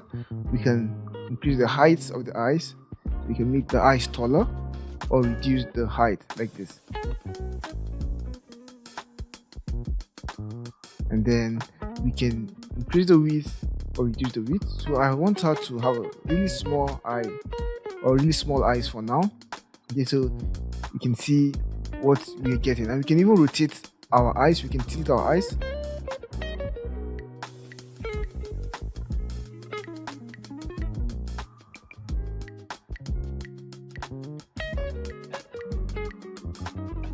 This is good. So this is the look we are going for. So this is before and this is after. Wow, we've really transformed that just by the eyes. And we have the nose. We can make this nose higher or longer in the nose height, or less long or shorter. So also with the width, we'll increase the nose width or reduce the nose width. And we also have the smile. So under the mouth, we can make her smile better, so you can see that we are controlling her smile. We can make her frown. We can make her smile, or we can make her frown. Either ways. We then have separate controls over the upper lip, okay, the upper lip or the lower lip, upper lip and lower lip. Then we have the mouth width. The mouth width. And the mouth height. Okay. So we then have the forehead. So it modifies our forehead, modifies our chin height. So we could make our chin higher or less high, very high, and very, very low, right? So we also have the jawline. We can see we are making our jaw really big. We can make our jaw really small, right? So basically these are the settings. And finally we have the face width. We make our face wider or less wide. So let's just zoom out to see what we turned our character to. We see that we really did a bad job here. We really messed her up. We really messed her up.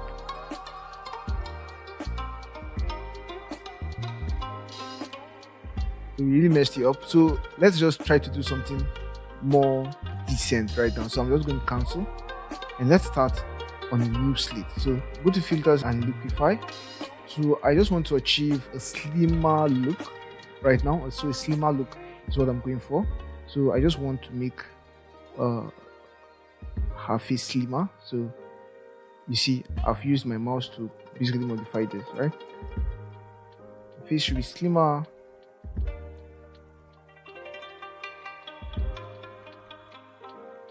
Wider forehead, so higher forehead will also add to our slimmer look. So for this part, let's do this.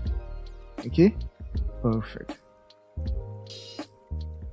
So for the eyes or for the nose, let's see, maybe this nose will do, and let's just make the nose a little bit less wide. And for the mouth, let's make her smile a bit more. And this.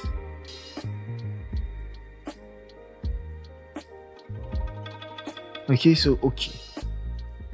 Perfect. So we see now that this looks realistic, right? It looks realistic. And we basically turned our subject from having a fuller face to having a really slim face. So this is before and this is after. Okay, so we can do a whole lot of variations, other variations. We can make her fatter, okay, or chubbier, not fatter, chubbier, and we could do a whole lot of things with this feature. So just go ahead and have fun, and yeah, explore all you can with this tool. So that will be it for this video, and see you in the next one. Bye bye. Hello there, welcome back. In this exercise, we're going to be doing frequency separation. We're going to be cleaning blemishes. We're basically going to be making our image look incredible, okay, look good. And for the most part, we are going to be using an image that looks impossible, okay, an image that looks very impossible to retouch. Now go to file and open and bring in this image, this girl with acne. So bring in the image and now take a look at this image. This image looks really impossible to retouch, right? But thank God for retouching, thank God for frequency separation. We are going to be performing some magic with this image. So first things first, let's try to eliminate some of our blemishes, right? Some of our pimples and some of our spots. So create a new layer. Let's just unlock this layer and create a new layer. Go to your spots, removing or spot healing brush, and select your new layer and sample all layers. And now we're going to start removing our spots. Okay, so you basically know already how to do this. Either use the spot healing brush or the remove tool or the healing brush tool or the patch tool. You basically know how to do all of these already. So I'm just going to speed up the video so as to save you time while doing this. So I'll come back when I'm done.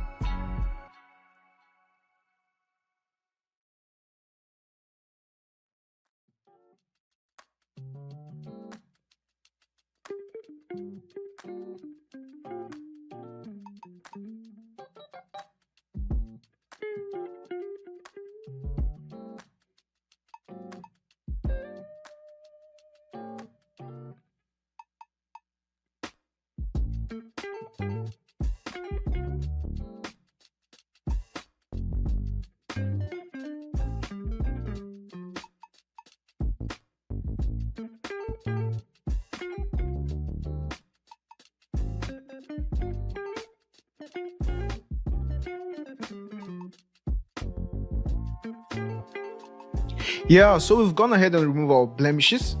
We've gone ahead and removed our spots and our acne. Now let me just show you what I did here. This is before, and this is after. This is before, and this is after. Okay? So I also removed the spots on the hands also. Or on the shoulders rather. This is before, this is after. So basically go ahead and make sure you achieve something that looks at least close to this or even better. So just take your time and achieve what looks like this or even better. Okay, so when you're done, all you need to do is click and hold down Ctrl Shift Alt E or Command Shift Option E on the Mac. Perfect. So we have a new layer, and basically we can do 2 copies of this layer, Ctrl J, and just off this one. So this will be our high frequency, and this will be our low frequency, just like we did in the other video. So low frequency, perfect. So next thing we'll do is just hide our high frequency layer and select our low frequency layer, and then go ahead and give it a Gaussian blur.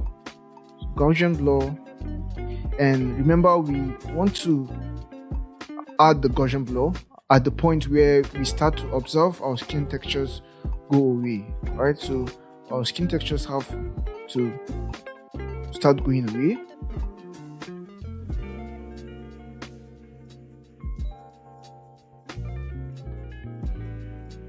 So we don't want it to be too much and it will not be too low, right? So our skin textures should start to go away before we hit OK. Now let's just zoom out and see.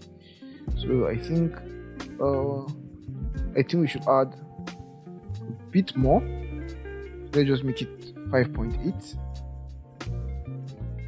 Okay. So 5.8 will do, and hit OK.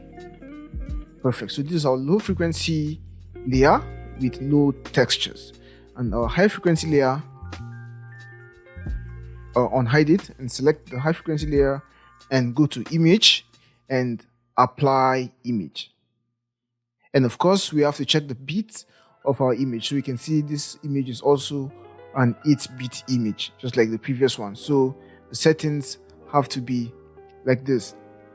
So the layer is, or rather the source is of course our image, and the merged layer will be our low frequency. Okay, so we can already start seeing the details here.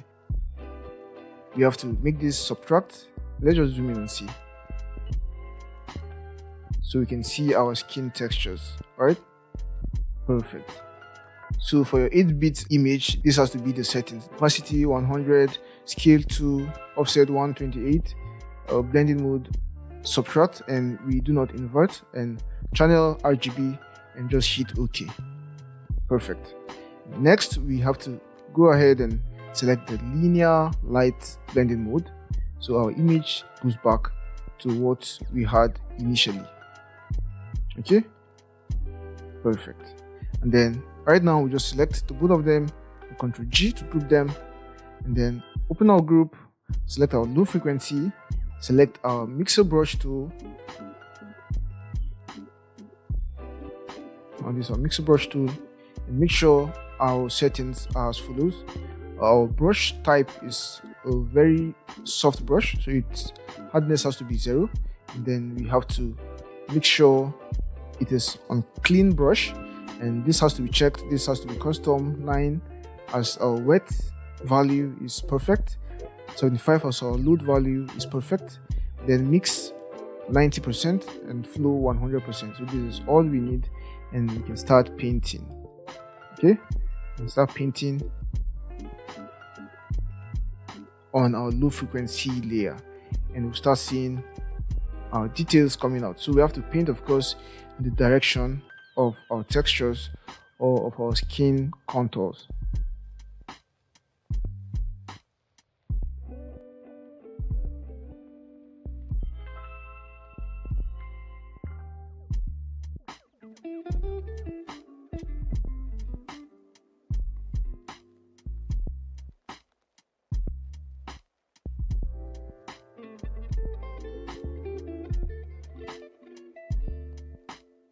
Okay, let me just zoom in and see what's going on here.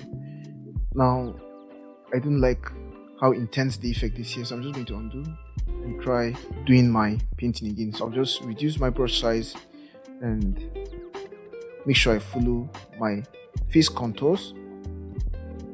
Okay.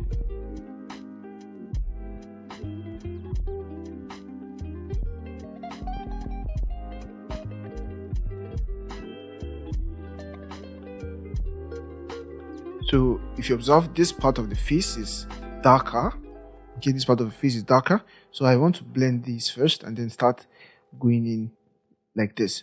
So you basically are going to be doing this like you were an artist and using an artist paint, right, to create a realistic painting of a face. Okay, just kind of try to mix your skin tones like how you mix your colors if you were an artist.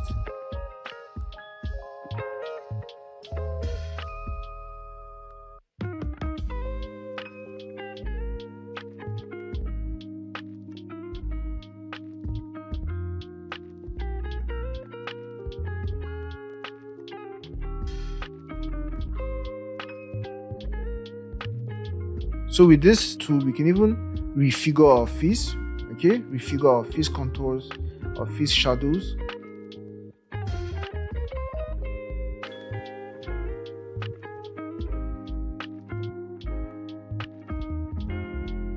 Just by the direction of our painting and basically how we do our painting, we have the ability to kind of modify the contours of our face.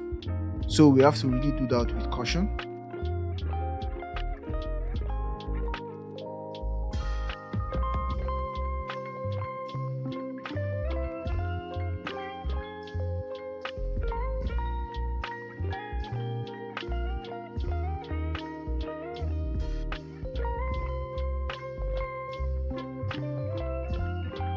So right away you can see that we've achieved a very high level of blemish removal on our face, but even though I really feel the effect is really extreme right now, but I guess we'll just work with it this way. You basically know already how this works. Now, what you have to take note of in order to avoid instances where the effect is too much is you have to make sure you get your skin textures properly. So it means your blur must be just accurate.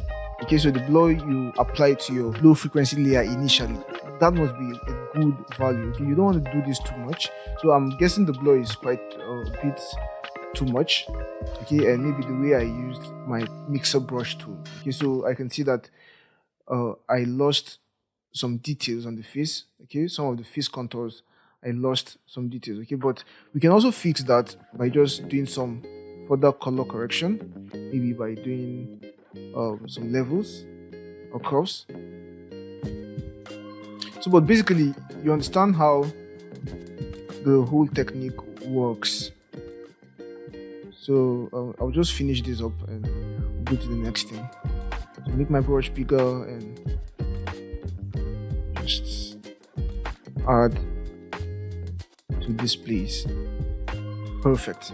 Now we can see that our image looks way better than before. Definitely looks way better than before, but we just lost some contours, some face contours. So let me just do before and after. So this is before, or rather this is after and this is before. So you can see what we had before and now this is what we have right now. We did a good job. We did a pretty good job. Nothing too bad, nothing to worry about. Okay, so we can go ahead and fix the image even further by adding maybe some dodge and burn and some other retouching techniques that will just add more details or more contours to our face, and basically that will be it. So like I said before, if we are not satisfied, we can go further and select our low frequency brush and then do the selection. So we can do selection and just go ahead and add our Gaussian blur. So let's add Gaussian blur and just see how how much we can achieve with this.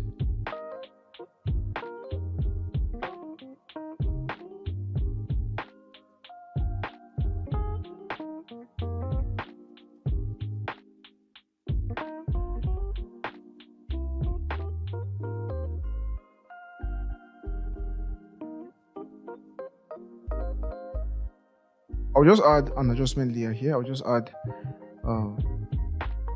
the curves adjustment layer.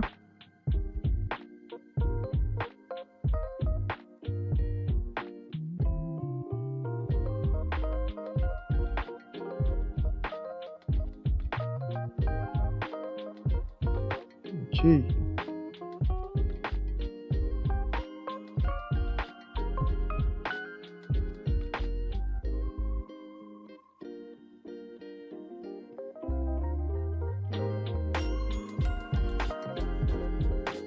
So I reduce the opacity to see 34. And this definitely looks better. Maybe this should be up here instead. Perfect.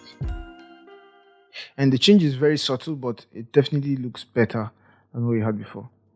So basically, guys, that's it for this exercise. We've basically turned our image from this to this, this to this, and initially it looked really impossible because the blemishes are just overwhelming. But thanks to frequency separation and thanks to our blemish removal tools, okay, we were able to achieve this here in Photoshop.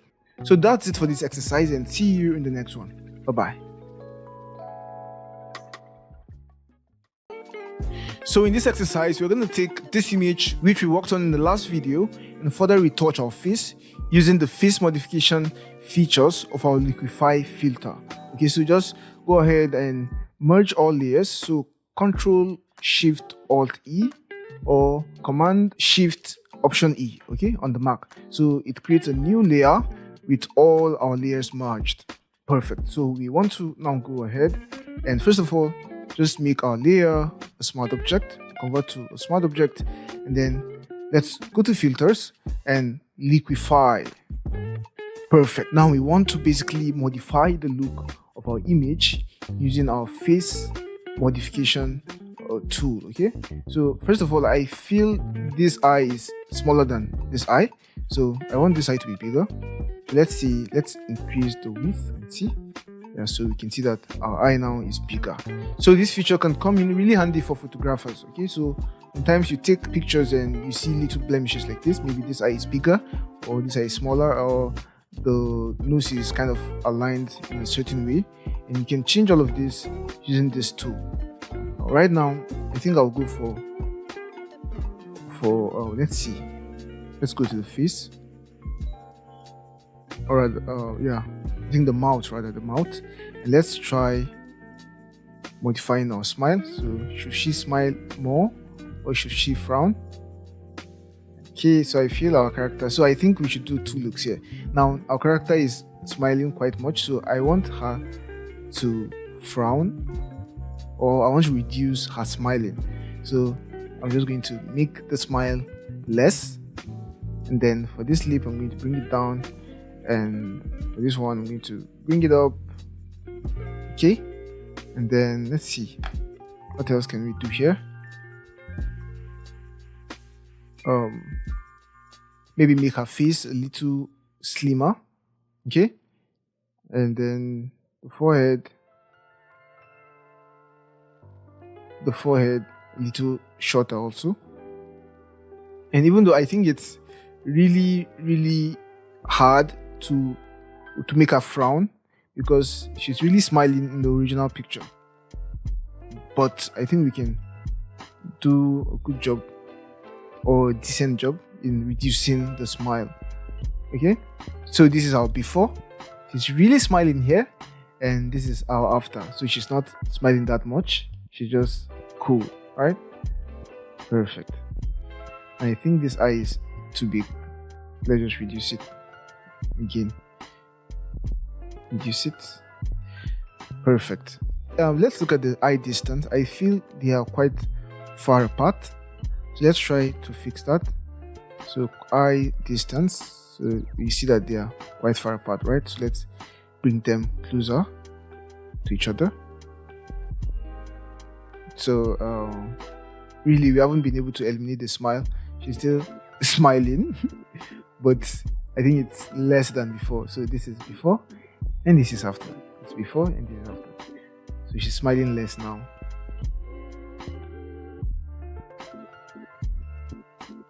Basically, I think this is all we should do.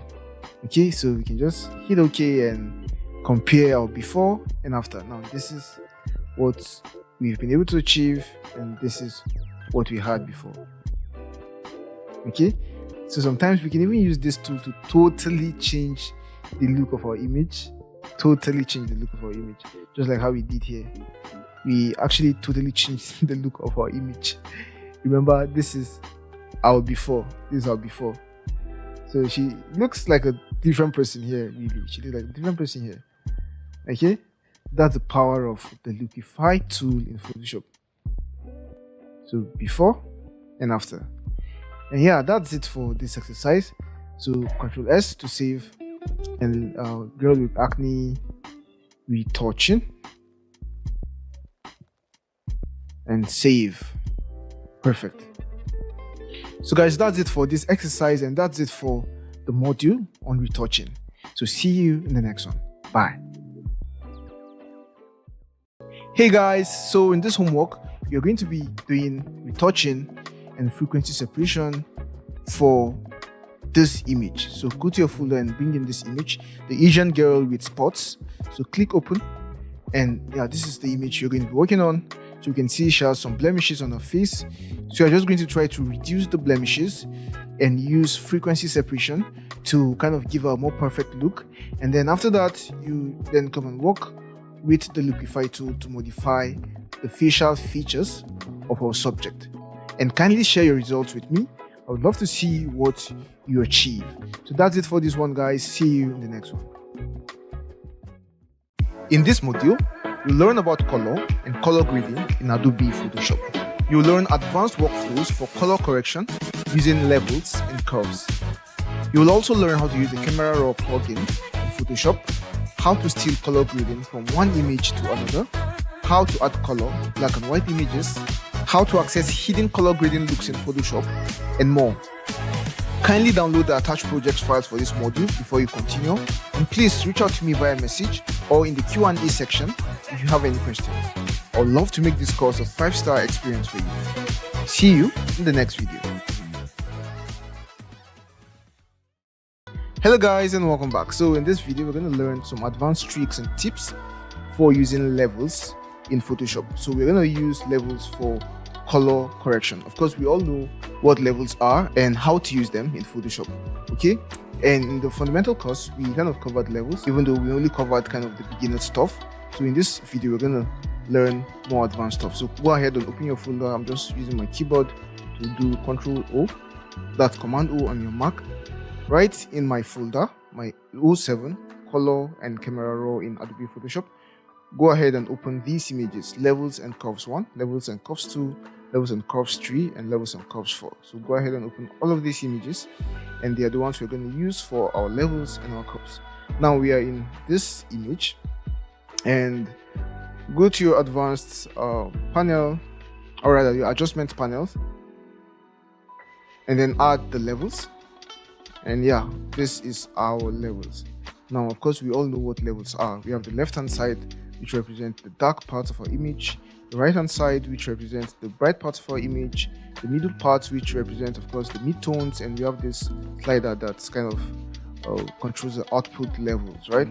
Perfect. Now we didn't cover auto levels when we covered levels in the fundamental course. So if you click on auto, Photoshop is just going to automatically apply levels adjustments. So you can see that it has messed with our sliders here a bit, and we have better levels. Okay, so I'll just hit here to reset. So I'll just reset my levels. Right now I just want you to hold down Alt on your keyboard, that's on your PC, or Option on your Mac, and click on Auto. So if you hold down Alt, you're going to see options. Now Photoshop now shows you the algorithms it uses to auto enhance your levels, right?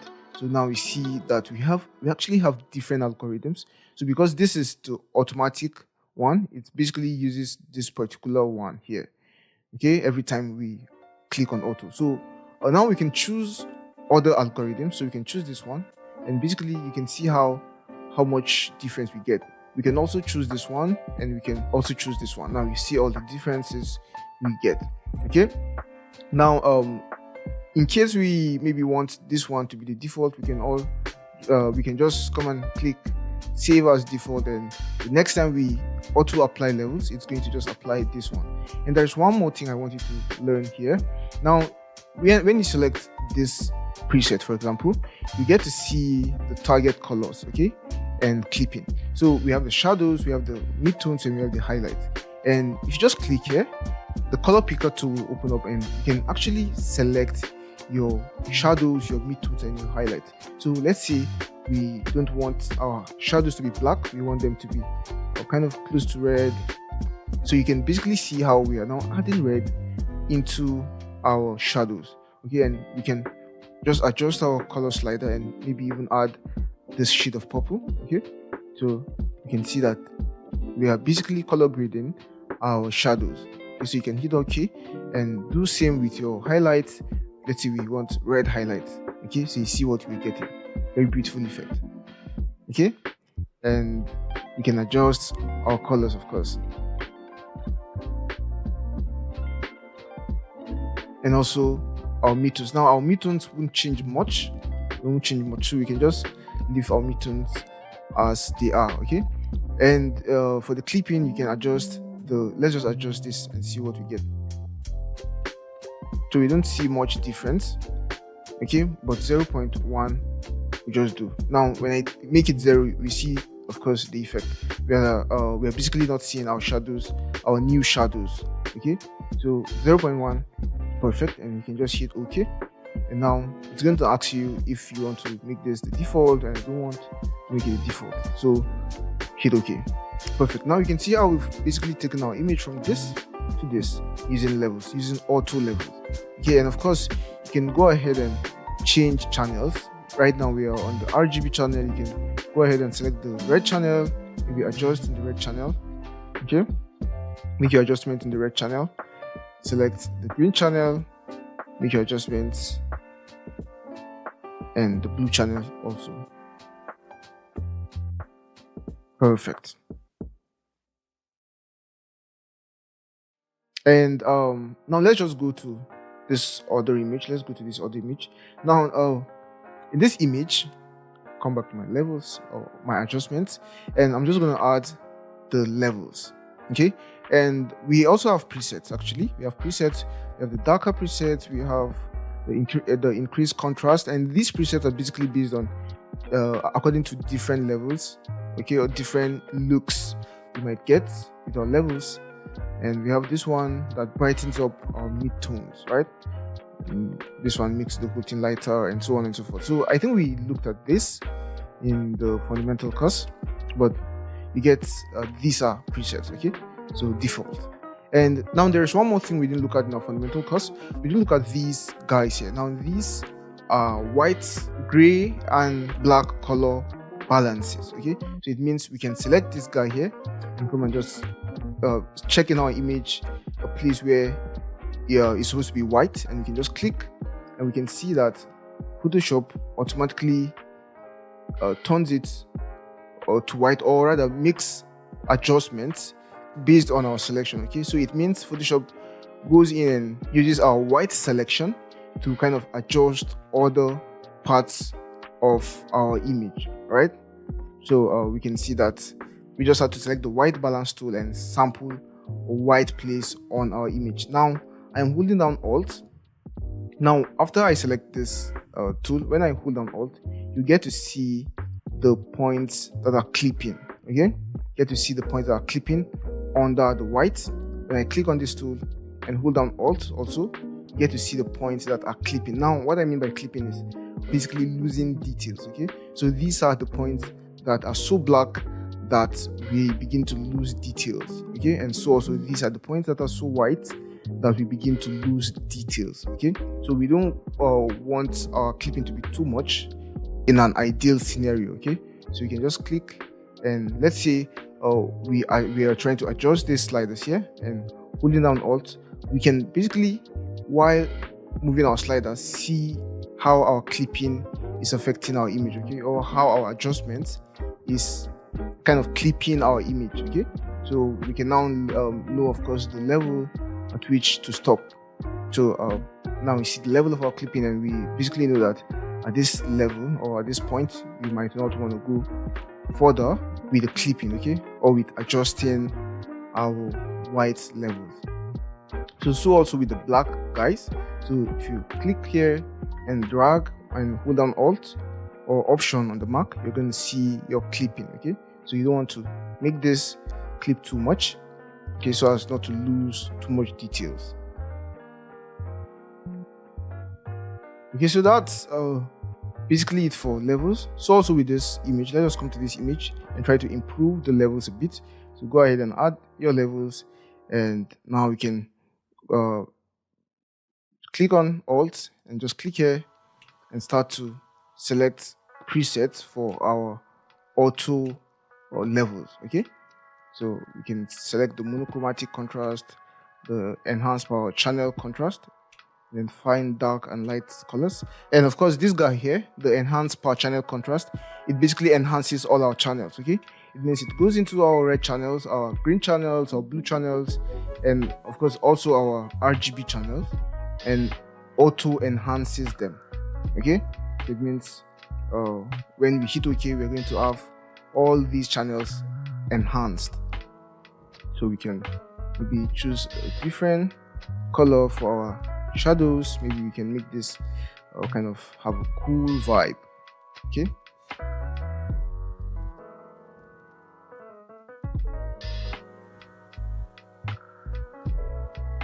hit OK, and for our highlights, maybe this. Okay, so basically that's that for levels in Photoshop. Okay, so in the next video we're going to learn advanced workflows we can use to make adjustments on our images using curves. So see you in the next video. Bye bye. Hello guys, and welcome back. So in this video we're going to learn about curves. Okay, in the last video we learned how to use levels in a kind of advanced way. We saw some advanced tips and tricks, and yeah, so in this one we're going to learn advanced tips and tricks with curves. Now back to this image, I'm just gonna hide my levels adjustment layer and go ahead and create a curves adjustment layer. So curves, perfect. Now the first thing we're going to look at is our auto, and of course you also know that for curves on the left hand side we have the darker parts of our image. Okay, so we can adjust the darker parts of our image on the left hand side, and so also the brighter parts of our image on the right hand side, right? So it means if we adjust this slider, the sliders on the ground here, we are going to be adjusting our dark parts. Okay, and we can hold down Alt once more to see the clipping. Okay, so we can basically see how we are losing details from our dark areas. Okay, and so also with this. So we can basically see how we are losing details from our bright areas as we hold down Alt and drag this part. So it means when we adjust here, we are adjusting the bright parts of our image, and when we adjust here, we are adjusting the dark parts of our image. Basically, that's basic curves, right? And of course, we have presets also. We have the negative, we have the cross process, we also have the darker, and so on and so forth. So you can just go and check these presets for yourself. I'm not going to go through all of them. Okay, but we see that we're getting kind of good results here. I like this look. So this is before and this after. Now these are just presets. So go back to default, and now I'm just going to hold down Alt and click on my auto. Right away we have some auto enhancement. Okay, we have some auto enhancement, and of course, again, we can see the algorithms. We can see that this is the default, that's the auto brightness and contrast. We have this one, which finds the dark and light colors. We also have this one, which enhances per channel contrast. Okay, and we also have this one, which enhances monochromatic contrast. And just like we saw in curves, we can maybe choose this guy and go ahead and work on the shadows. Okay, maybe we can add a different color to the shadows to give it that look we're looking for. So in the previous video, we added this particular color, this particular look to our shadows and our highlights. So basically, we see that curves and levels are very similar. They are very similar, really, and people tend to compare them sometimes, levels versus curves. But really, guys, you can do basically the same thing in levels and in curves. Okay, basically the same thing. There are a bit of differences, but basically the same thing. Okay, it all depends on which one you feel most comfortable with and which one does the work better for you. Okay, so basically just find the one that works best for you and just hit OK. And no, I don't want this to be default. And right now we see that it has adjusted all our channels. Okay, we have the red channel, and we see that we've done some adjustments on our red channel automatically. It's also with the green channel and blue channel. Go back to my auto, and of course we can also come in and do adjustments, okay, on our curves, just like this. So typically for curves, it will either be something that looks like an S curve or Z curve most of the time. Okay, most of the time it will either look like an S curve or Z curve. So you see that this is looking more like would I call this a Z curve? More like a Z curve, yeah. It is looking more like a Z curve. Okay, that's this particular RGB channel.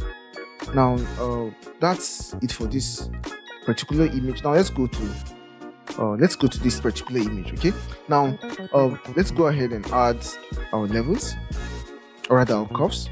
So add my curves, and I'll just disable my levels or hide my levels. And now we have this particular guy. Now just hover on it and you're going to see some explanation. That's click and drag in image to modify the curve. Now if you click on this button and then come into the image, this button enables us to kind of target specific colors, okay, or specific looks on our image and edit the curve based on those looks. Okay, now if we come here and select this particular place, now we see that this is green, right? So it's going to adjust our curves based on our selection, okay, or based on the particular place where we have sampled.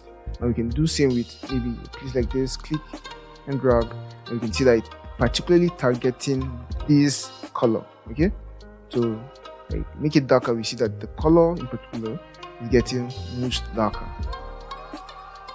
So you can basically use this to target certain looks, okay, certain colors in our image. So you can target the skin tones, and you can see how we are basically making adjustment to our skin tones using this trick. Now of course we can see how the adjustment is all happening in the curves, okay, in the curves, while we are basically just manually moving our mouse up or down. Okay, so you just have to click and move your mouse up or down, and it's gonna edit that particular color which you've selected. So we have our white here, right? So if I just click here and adjust this higher or down, we see that we are reducing the intensity of the white. Okay, you can make this brighter or less bright.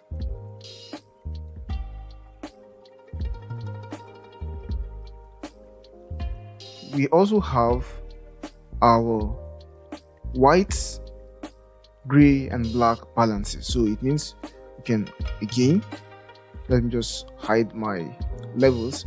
So it means we can again select our white balance, click here, and it's going to make adjustments to our white. It's also with our black balance. Okay, so we can select black, click here, and it's going to make adjustments to our black automatically. Yeah. that's basically it for our curves and our levels. Now I'll just unhide my levels to see the look I get by combining my curves and my levels here. You see this is the look I get, and you can go ahead and maybe reduce the opacity for this. And this is what we had before, holding down Alt. This is what we had before, and this is what we had after our adjustment. Perfect. And finally, I'll just go into this image, this last image, and we've not make any adjustments on this image, right? So I'm just going to right now go ahead and add my levels and also my curves, and I'll just use some of the tips and tricks which we've learned from the last video and also in this video to make adjustments to my curves and my levels. Okay, so first of all, I'll start with the levels. So I'll just go ahead and click Alt. Sorry, while selecting my levels, click Alt and Auto, and I'll just now make some default adjustments, right? I'll just select this guy and go ahead and change my look a bit. Now I'll just play around to see some other looks I get. Okay, different from the default. So let me just select this guy so that we get this kind of warm look, right? So I think this is perfect. It's perfect. So hit OK. And then for my highlights, I don't think there is much change to do for the highlights. Okay, this is just okay, right? So hit OK, and no, this is before, this is after. So we can see that we've totally changed the feel of our image. So it's more of cool here. It has more of a cool tone, kind of a cool look. And after adding our levels, we kind of give it this warm look, right? Perfect. Now, of course, we can go ahead and even further add some details to our shadows and highlights. For highlights, I don't want the brightness to be too much, so I'll just keep it at a minimal. So maybe this would just be perfect. Okay, and I want to go into my separate channels. I'll just leave my levels like this, so I'm okay with what I've got here. And now I'll just go ahead and work on my curves. So I'll enable my curves and go ahead and click Alt. Okay, I'll hold on Alt and click Auto. That's to see my auto correction options. Let's see, do we have what we want to adjust here? I really don't have much to do on auto here. Okay, now what I'm going to explore more, this is my button here. Now I'm just going to click and then go into my image and make subtle adjustments targeting specific colors. Okay, so let's see his skin tone. So click and do this, and let me just zoom out and see. Not bad, but we can see that our image is really getting dark, right? So I don't want our image to be too dark, so I'll just make the skin tone brighter again. Okay, perfect. For my sky, we can see that we've lost a lot of details here. We've totally lost details here. We can't regain any details in the sky. Okay, so there isn't much we can do in the sky. We can't regain details in the sky. So I'll just leave the sky like that. Let's see our gene. Can we get some more details on our gene? So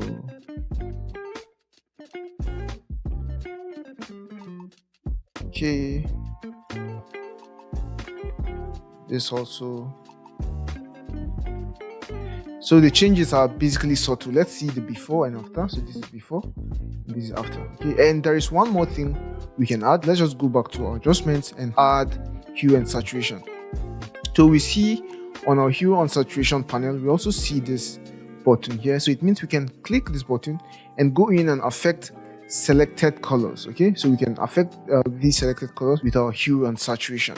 So let's say we want to affect the red color, so we can click here, either make this more saturated or less saturated.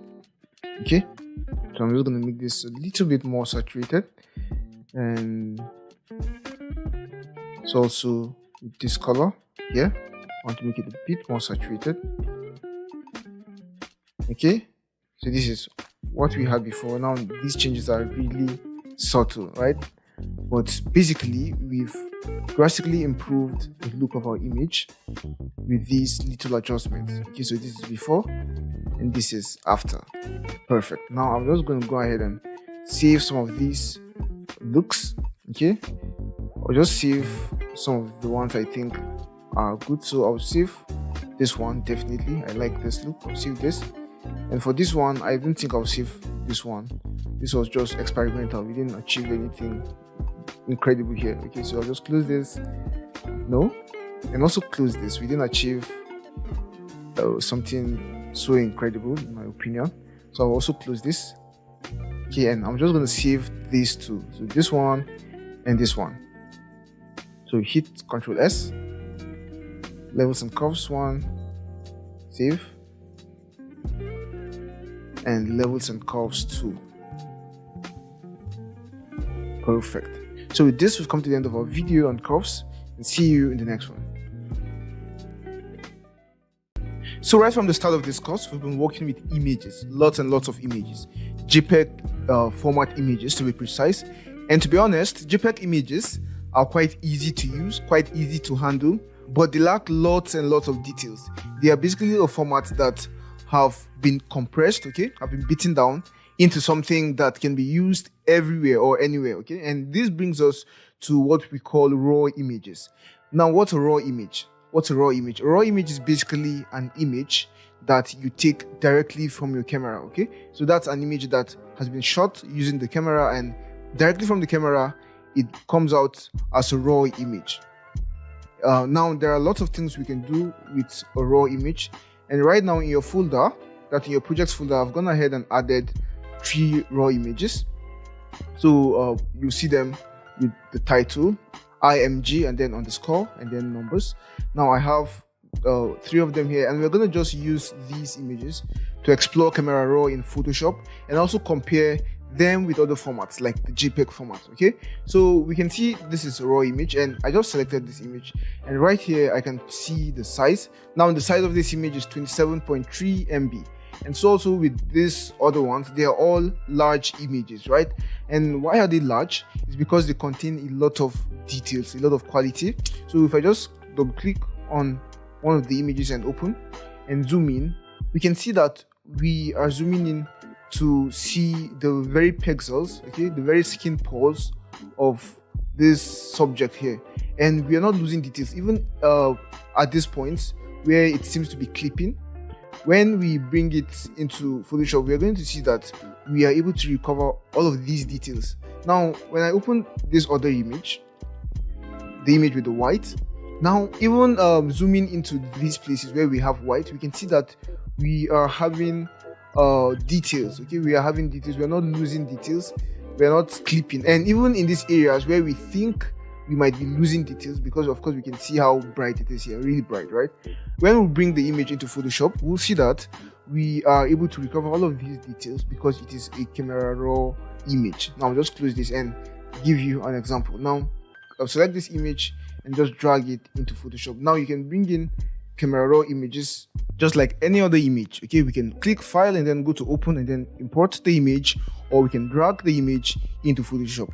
Now no matter what you do, how the image opens is it opens in this module which is called Camera Raw. Now this is the Camera Raw plugin which we'll be learning in this video. Now the Camera Raw plugin is this module which can be used to edit raw images, and this also serves as a filter. It can be applied as a filter, and it means it can be applied even to other formats of images like the JPEG image or the PNG image. Okay, you can actually apply this filter, this plugin as a filter to these images, okay, but it's foundationally meant for editing raw images. Now let me just go to light here, and I just want to show you something. Now I'll just reduce my highlights. Let me just reduce my highlights, okay, and also my exposure. So when I reduce my exposure, we can see that all these details that seemed lost before have been recovered. Okay, we can see that we have basically recovered all of these details, and this is quite different from a JPEG image. So if it were a JPEG image, we wouldn't have recovered these details. Now let me prove that to you. I'll just cancel on this. Okay, and then go back to my folder and drag a JPEG image with a white color that seems to be clipping. Now this image, which we used in the previous video, has a white color, that's the sky here, and it seems of course to be clipping. Now I'll just drag this image into Photoshop, and while selecting my image, go to filter and then camera raw filter. Now I just want to zoom in a bit and do the same thing I did with the last image. Now I am reducing the exposure and even the highlights, but you can see that we are not regaining any details in the highlights, in this white places. Okay, now these details are gone and gone forever. There's nothing we can do about the sky here. It's white and there's nothing we can do about it. We can basically see how our camera raw image retained details, even the details that seemed to be lost because of clipping, while our JPEG image just lost everything. Okay, so that is the proof to you that our camera raw images carry higher details as compared to our JPEG images. Now there are even more things about the camera raw images. Now if we open color, now look at the white balance. Now this white balance, as you can see here, is as shot. Now this is basically telling you that the white balance of this image is directly gotten from your camera. Okay, and there are many other ones which we can look at. We can look at auto, and these are basically the settings of your camera. Okay, so it means your camera settings are perfectly preserved in this format. Okay, so that's to say that details and settings from your camera are directly preserved or perfectly preserved in this format. Yeah, so enough for the camera raw format. Now let's look at the camera raw as a plugin. Right now the camera raw has this interface you just seen. So there are lots and lots of things we can do in the camera raw, but basically the most important thing we do here is color correction. Okay, but there are lots of other panels, lots of other features which we are going to look at. Now when you open your image as a camera raw image, the first thing you should do as a photographer is to go to your settings and then go to workflow, and now you should choose a color space for your image. Now there are lots and lots of color spaces in Photoshop, and we won't go into the intricacies of color spaces in this video, but what I will suggest or what I will recommend is for you to choose the Adobe RGB 1998. So just select this color space. This color space is perfect and works for 99% of what you might be doing in Photoshop. Okay, so just choose this particular color space, and then for the depth, this basically allows you to choose whether your image is processed as an 8-bit image or 16-bit image. So 16-bit image is better because it gives your image a lot of depth and possibilities. Okay, so just hit OK. Now these are the two most important things you have to do first when using raw images. So just hit OK, and now you can start the work on your raw image. Now, like I said before, there are lots and lots of things we can do in the camera raw plugin, and we are just going to take our time to kind of go through the interface of camera raw. Okay, so right now this is your viewport, and it means you can see a preview of your image and the changes that are being made.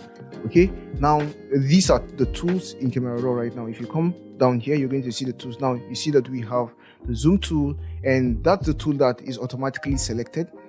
So it means if you click here on the image and drag your mouse to the right hand side, you can zoom in, and if you drag your mouse to the left hand side, you can zoom out. Okay, so it means you can zoom into your image or zoom out of your image, and you can also do zoom using Control plus or Command plus on your Mac. Okay, so you can do Control plus or Command plus on your Mac, or Control minus or Command minus on the Mac. Okay, and now apart from that, you can also pan. So it means if I zoom in, I can hold down my space bar button and then click and drag, so I can pan around my image to get a closer look at the details. Okay, to see what I am working on. Okay, so I'll just zoom in, zoom out, pan around using my space bar and my left click. Perfect. Now on the right hand side of our camera raw plugin, we see where the main magic happens. Okay, now these are the sliders which we adjust. So you can see that we have this slider for exposure. We can reduce the exposure, increase the exposure. We can reduce the contrast, increase the contrast. We can increase the highlights. reduce the highlight, and we can all see the preview happening here. Okay, and also for the shadows, we can brighten up the shadows, we can make the shadows even darker, and so also with white and black. Now this is basically what we'll be doing for most of the sliders. Okay, we are basically going to be adjusting sliders to get the look we want. Now as you can see, we have done some adjustments to our image, and what if we want to set these values back to the default? Now all we need to do is to just come on the slider and double click, and it's going to go back to the default. Double click, double click, double click. So let's say you were doing some editing and you basically messed the whole thing up. All you need to do is to just double click. And if you've gone so far with your edits that just double clicking would not work, that you need to kind of reset everything at once, all you need to do is to just come here, and then click on reset to default. And if you click here, it's going to take our image back to default. Okay, so it's going to kind of undo all the things you've done. Now if you come up here, you're going to see where it says shadow clipping warning. So these things here, if I just click on it, it's going to on. If I click on this, it's also going to on. Now these are indicators that show us the clipping. So this one is for highlight and this one is for shadows. So let's see, I kind of let's see if it's going to work. Yeah, let's say I reduce my exposure. We can basically see the shadows warning here, right? And okay, this doesn't work so much. Let's say I use my contrast instead. The contrast will also not work. So let's see, I use my blacks instead. Good, perfect. So when I increase the intensity of my blacks, we can basically see that we have the black clipping warning here, and for the white clipping warning, it shows here because of course we have very bright whites around here, right? So if we increase the exposure, we're going to see more of the white clipping warning, and if we reduce this, we're going to see less of it. So we also have shortcuts for this. Now this is O for the highlight clipping warning and U for the shadows clipping warning. Okay, so you can just off them here in order to not see them. Okay, so just go back here and reset to default. Perfect. Now we have under edit, we have the auto. Now if we click on auto, camera raw, we just go ahead and make some auto adjustments to our image. Okay, but we of course don't want to work with auto. We want to make the adjustments ourselves, so we don't want auto. We can click outside it, and then we have black and white, which turns our image into black and white, and we can go ahead and make adjustments to our contrast, our highlights, and even our colors after selecting black and white. And we also have the HDRI module. Now this HDRI space will of course allow us make adjustments in HDRI, okay? And the HDRI space is not available when you're using Camera Raw as a filter on JPEG images. And also with some of these panels like the crop panel and also the snapshot panel, okay? So I'm just going to collapse, first of all, reset all of this, reset to default, and just collapse all of these panels because we're going to start looking at all of these panels. Okay, so we can see that our camera raw is divided into the edit panel, which has a shortcut of E, the crop panel, which has a shortcut of C, and then we have the healing panel. Now the healing panel has a shortcut of B, and then we also have the masking panel. Okay, now with this panel we can create a mask, and then we have the red eye removal panel. It means we can remove red eyes with this feature. And then we have the snapshots panel, and with this panel we can create snapshots, right? And then we have the presets, and then we have more settings, more image settings. So these are the different sections we have under Camera Raw. Now the edit section is where the main adjustments happen.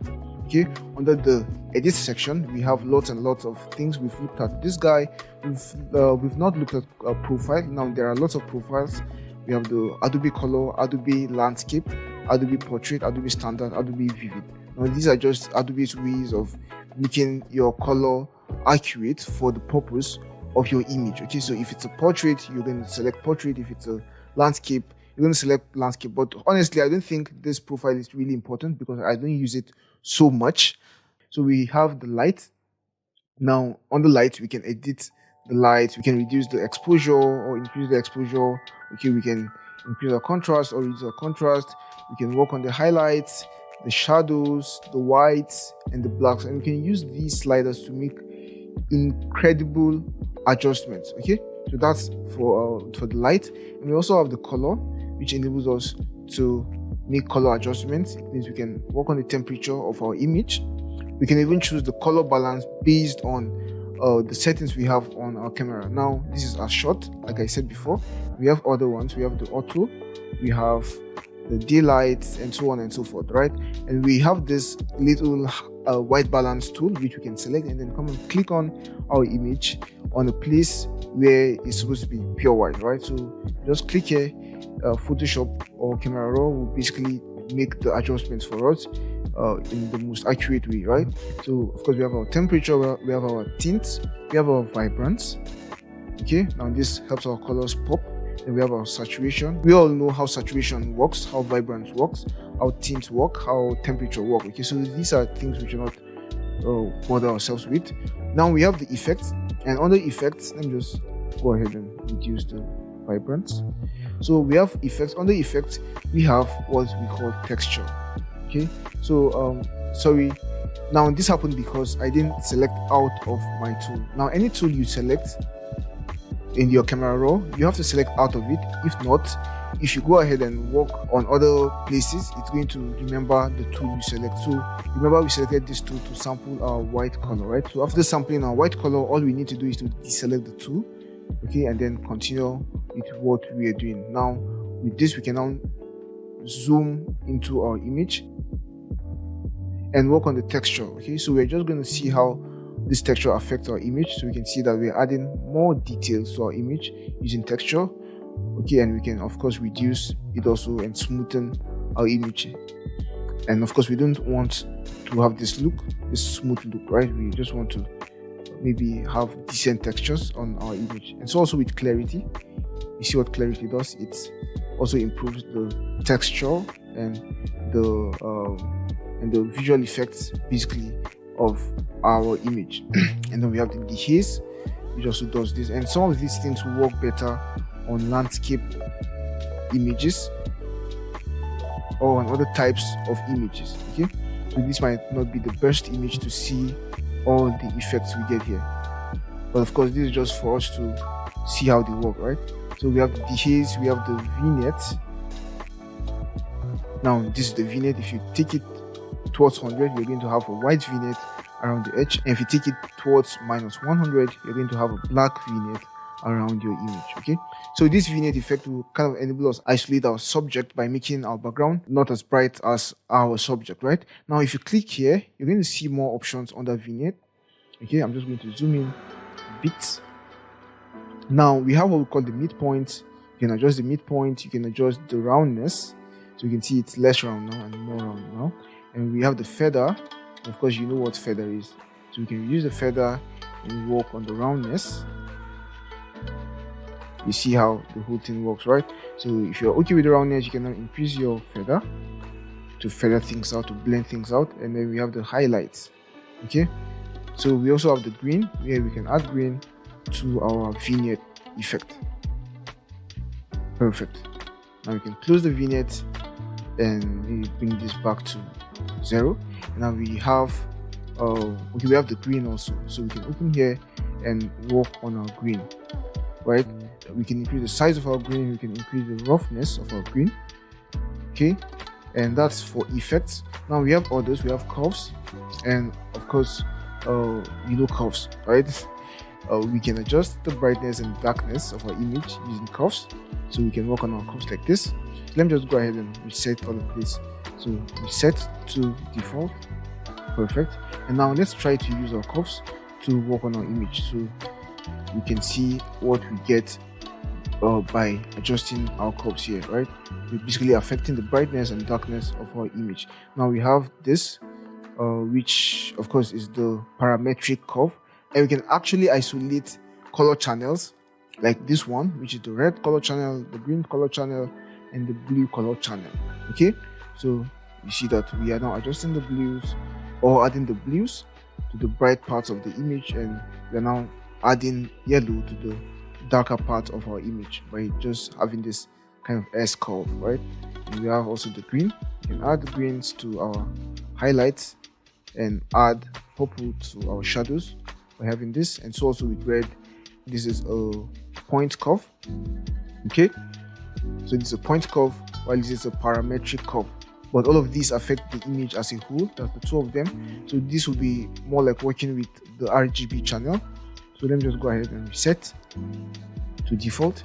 Now we have this button here. If you click on this button and come to the image, you'll actually be able to adjust the curves on the image. So it means if you click here and go right, you are making the image more bright. You click here and go left, you are making the image less bright. Okay, so we are affecting the white, and so also with other colors. So I'm using the Alt or Option on the Mac and also the mouse wheel to zoom in. Okay, so that's another way of zooming in. So we can affect these colors. So we see we are making our colors pop. We are now darkening our colors.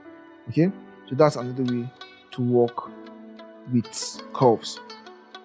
And we have where we can affect the highlights here. Okay, and of course we can see how the curve is being affected right in the preview here. And of course, remember to deselect this tool here after you're done with your adjustments.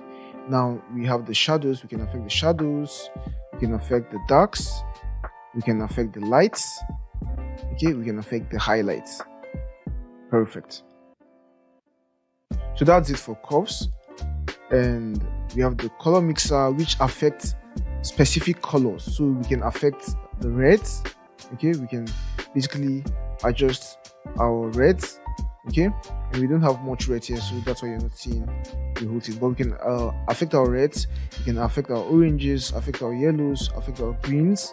Okay, with the color mixer. Now this is hue, and we can go to saturation and affect also their saturation. So how much saturated they are. So as we adjust oranges, we see that the face is being affected, right? Because there's a lot of orange on the face.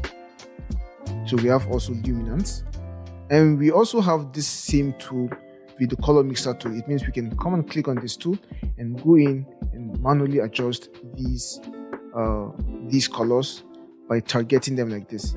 Okay, so it means we can work on whites. Okay, saturation value of the sample point is too low. Okay, so we understand. So basically that's what we can do. Okay, now you can see how I've totally desaturated the face. We can increase the saturation all by using our targeting tool here. Now we can just deselect it and close. And basically color grading, we affect our midtones, our highlight, our shadows with certain colors, right? So it means we can add colors, certain colors to our midtones, to our shadows. Okay, so you see how we're getting this really cool look. Okay, and basically we can get whatever look we want using the Camera Raw plugin. Okay, and we can also adjust using here. Now we have the blending and the balance, and I like this look. I kind of like this look, so I'll just go ahead and increase the contrast a bit. So increase my contrast and just keep this look for now. So close. And now we can close the color grading. And there's one thing I just want you to see here. Now, if you come here and click here, you'll be able to compare the before and after. Okay, so this is before and this is after, and we have many other options. We can view them like this. We can view them like this. You can see it just created a straight line, and we basically have our before on the top and our after on the bottom, right? And you can take it back to what we had before. That's just the adjustment, right? And we have many other sections under edit, and honestly we can't look at all of these in this video because the video will be too long, but you can just go ahead and explore them on your own. We have details, which sharpens our details or makes our details less sharp. We have the optics, which gives us some optical effects, and basically that's it for edit. Now we have the crop panel, which enables us to crop our image. Now with this panel, we can even straighten our image. So let's assume we want to straighten our image. We can use this tool, that's the straighten tool, and let's assume we want to straighten this line, right? We can just click here and click here. Now it's going to just straighten our line. Now we have a straight image. Okay, we can crop our image. We have presets. We can choose this preset, we can choose that preset, and so on and so forth. We can even choose the full preset. Okay, and we can basically edit our cropping like this. Okay, and we can see that with this we can lock our aspect ratio. So if we click on this button here to lock our aspect ratio, it means we won't, or okay, sorry, it's unlocked right now. So we can just click here to lock it, and with it being locked, we can only crop our image based on this aspect ratio. Okay, based on this aspect ratio. So it means if we choose 1:1, we can't kind of adjust it like this. Okay, it's just going to adjust based on our aspect ratio. So we can unlock this to adjust it freely. Okay, to crop it freely. We can crop our image, maybe take out that part, and crop our image like this, and we can flip our image, we can rotate our image. You can go ahead and explore all of these on your own. You can adjust the rotation, or the angle rather, the angle. Okay, I just want to take this back to default. Just make our cropping like this. Now we have this section which is called snapshot, and I've skipped all of these just to show you the snapshots first of all. Now, what are snapshots? Snapshots are basically, as the name implies, snapshots. It means we can create snapshots. Okay, we can create snapshots by clicking here and naming our snapshot. So I'll just leave the default name. So basically what it does is it remembers the look we have. Okay, and we can create multiple snapshots. It means we can have multiple looks, we can do multiple adjustments. Let's see, we come back to color grading and see we now want to have this kind of color grading, right? Okay, we want to have this kind of color grading this time. It means we can come back to snapshots and create another snapshot. Okay, so it means we have this snapshot and we have this snapshot, and we have multiple snapshots. So we can go to edit and maybe select black and white. Okay, and go back to snapshot and also have a new snapshot.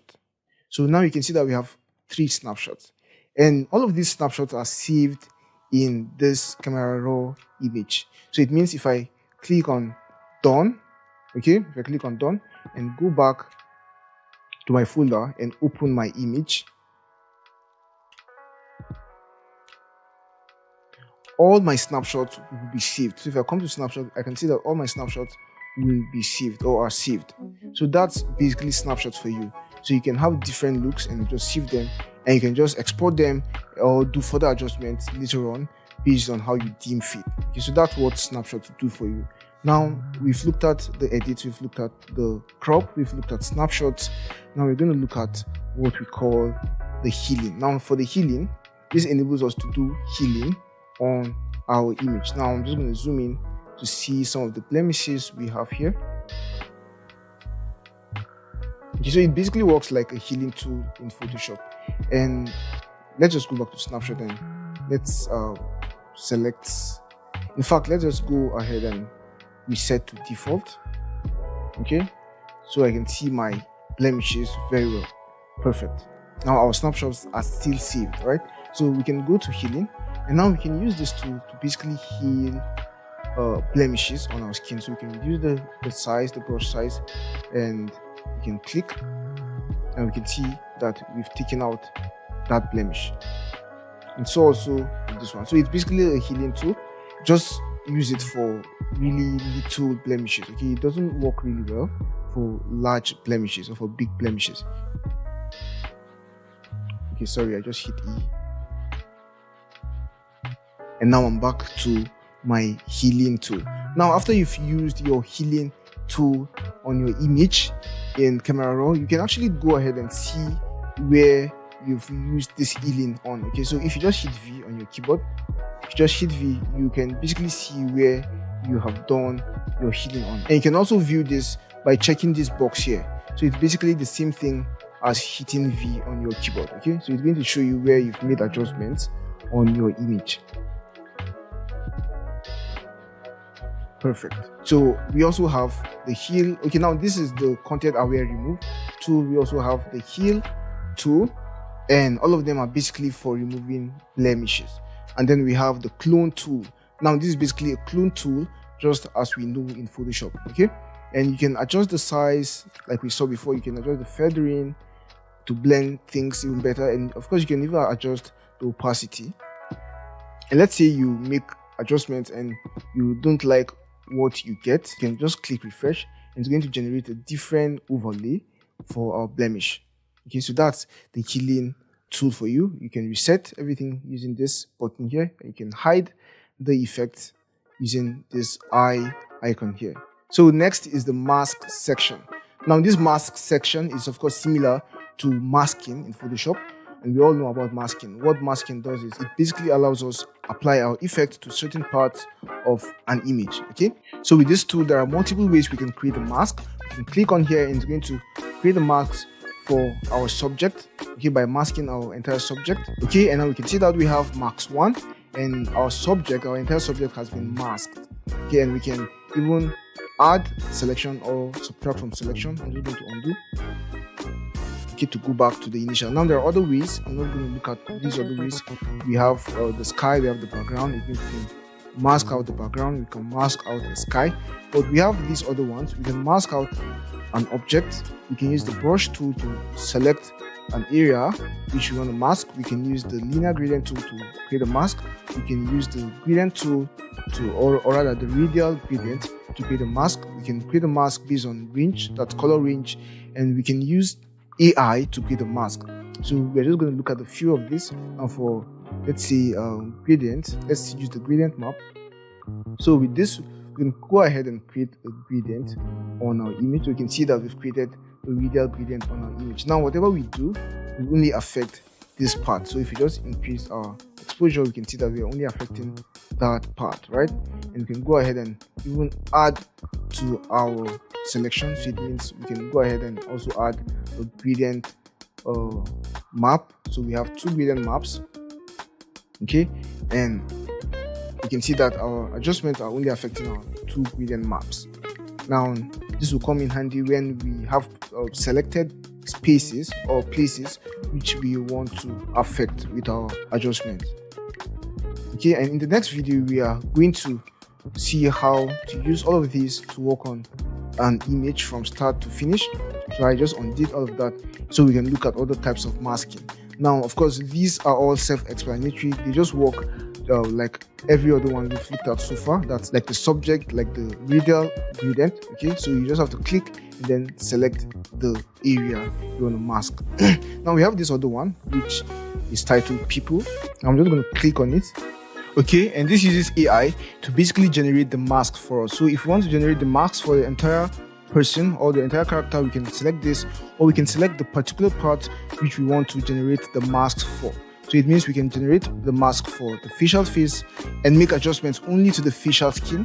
We also have for the body skin, the eyebrow, the eye sclera, the iris and pupil, the lips, the teeth, the hair, the clothes, and so on and so forth. Okay, so you can select all of these particularly and make separate adjustments to them. So let's assume we want to adjust only the lips. We can just select the lips and then hit create.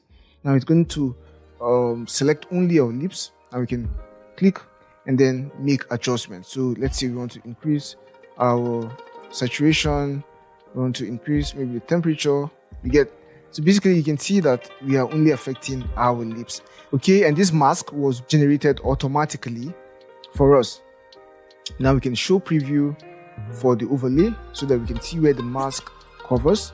Okay, and we can hide preview, and we can maybe create a new mask if you want, and select people, for example.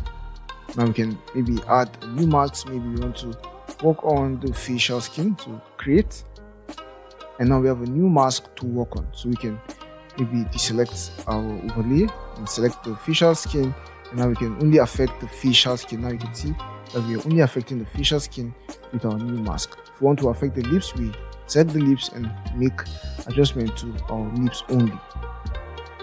Okay, so I'll just undo. So basically that's how we use the masking feature of Camera Raw in Adobe Photoshop. Now we're going to go back to my my snapshots and select a snapshot.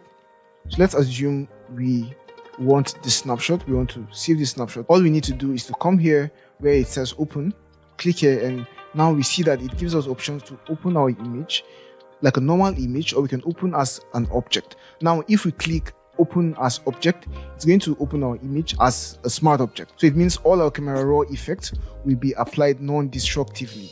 So it means you can always go back to make adjustments if you open this as an object. But if you open as normal image, it's going to just open it as a flat image. Okay, so it means you can't go back to make adjustments. So I'll just open this as an object, and Photoshop is just going to process everything and open our image for us to work with. So this is our image.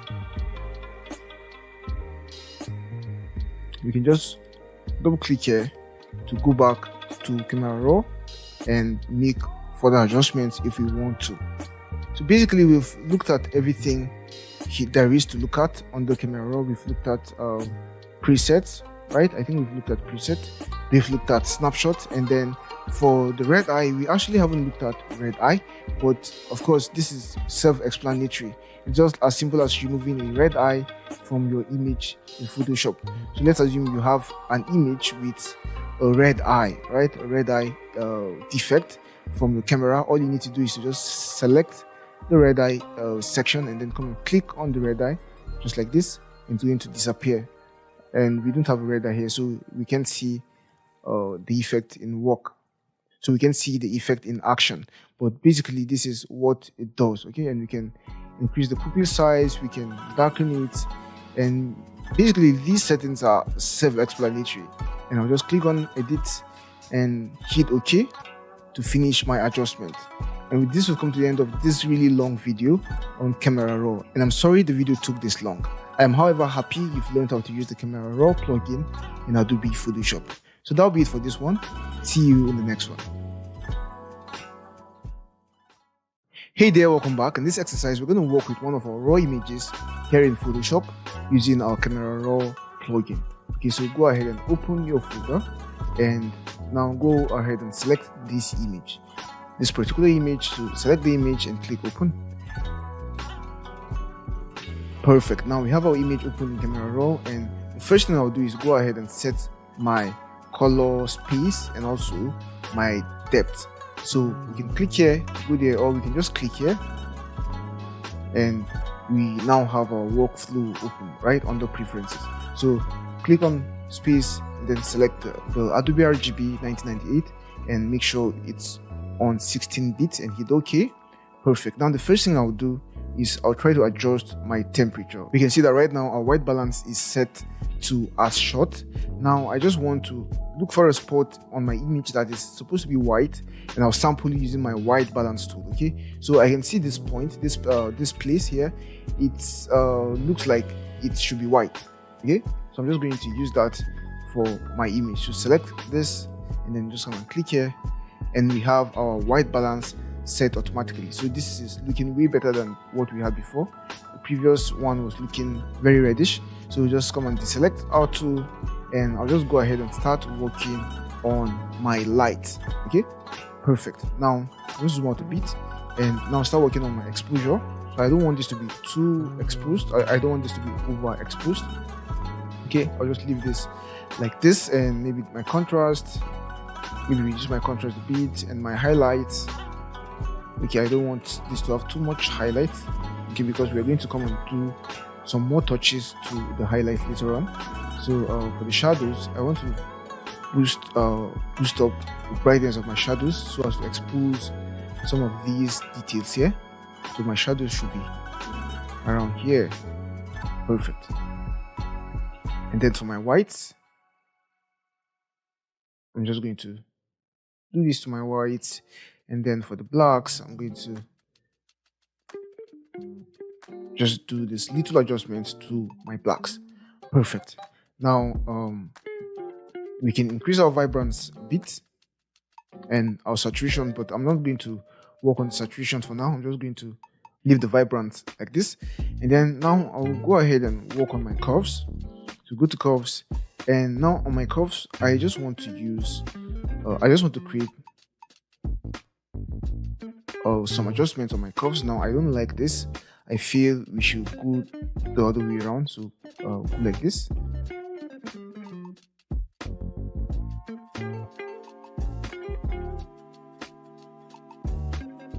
Okay, So I'll just click here to show my before. So this is before and this after, and I feel we've made some great improvements.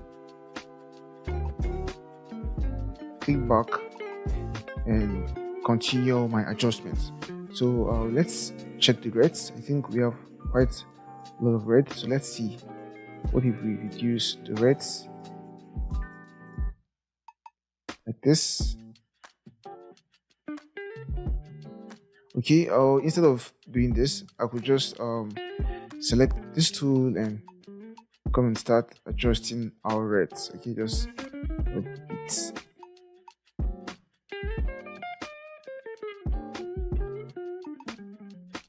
Okay, so this is what we've got. Now I think we have much red here, so I'm just going to use our red here a bit. Perfect. So I feel this is way better than what we had before. So let's see. This is before and this is after. Perfect.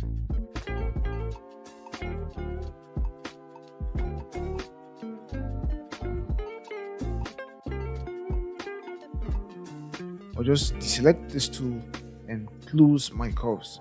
Okay, next I'm going to check effects to see if there's anything we can add. Now I want to add more texture, I want to add more clarity.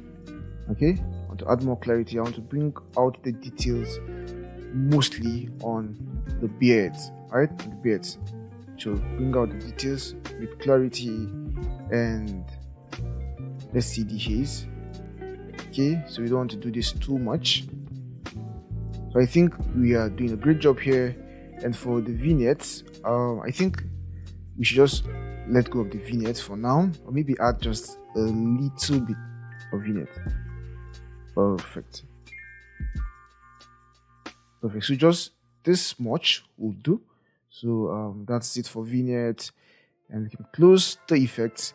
And for the color mixer, I don't think I need to do any adjustments for the color mixer. I'll just close this, and we're going to do further adjustments later on because I really want to work on this image. I want to even do some dodging and burning and also some frequency separation so that we do a complete revamp of the image or a complete edit of the image. Okay,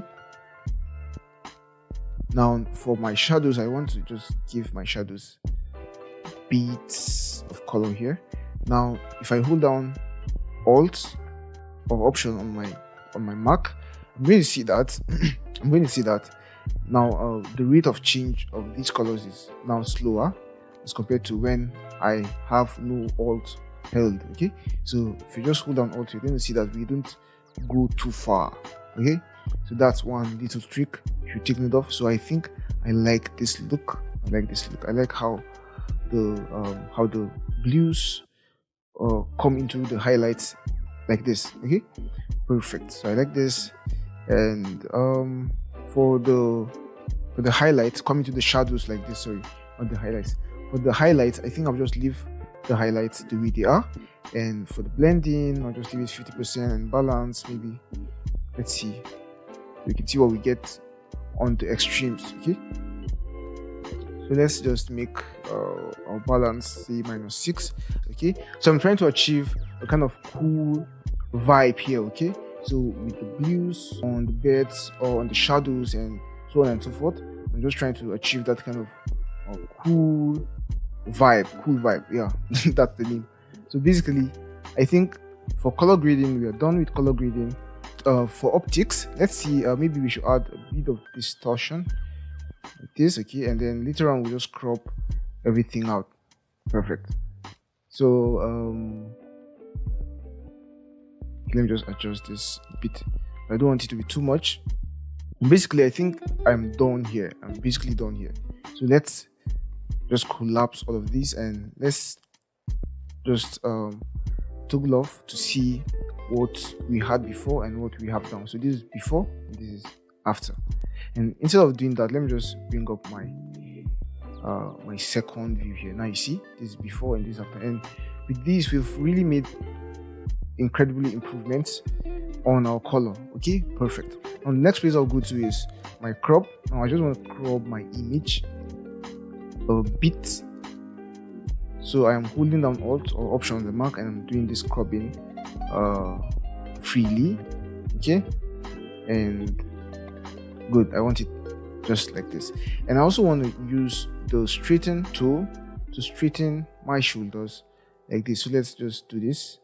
Okay, this is supposed to be a straight line that's from here to here. Okay, so I'm just drawing out my ruler, or rather my straighten tool.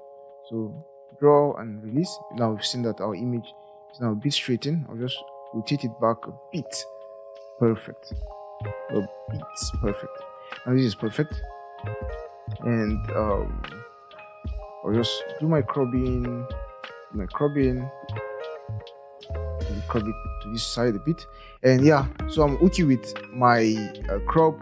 And then next we'll go to so healing. Now for the healing, I think I would want to do my healing in Photoshop, not in Camera Raw. So I'll just skip healing and go to my mask. Okay, now I want to just zoom in a bit. Now I want to use my mask to target particular areas. First of all, I want to use my gradient mask.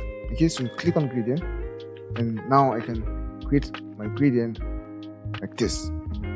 Perfect. Now I just want to position my gradient around here, so I brighten that part up a bit. Okay, so just reduce this, move this, make this bigger. Basically that's it. I can hide my overlay, and now I can just start boosting up the brightness of my blacks. Okay, so if this doesn't work well, I might just switch to another slider. But we don't want to do this too much. Actually, we don't want to do this too much. We just want to do this maybe sparingly. So maybe +5 will do. And let's see shadows. Okay, so we see shadows is less reactive. Okay, so let's just boost up our shadows a bit for this mask. Perfect. Now let's see before. Let's see before and after. Now the change is very subtle, but we are brightening up this part of our face. Okay, the dark part of our face. Okay, we are adding more brightness, more details to this part. So this is before, and this is after. This is before, this is after. Perfect. Now I want to also do this to this part of my body. That's the neck. Come and add a new mask. And for this, I just want to use the brush. So select my brush, and now we can see how the brush mask works, right? So we can adjust the size of our brush, we can adjust the feather, we can adjust the flow and density. And I don't need to explain all of this, right?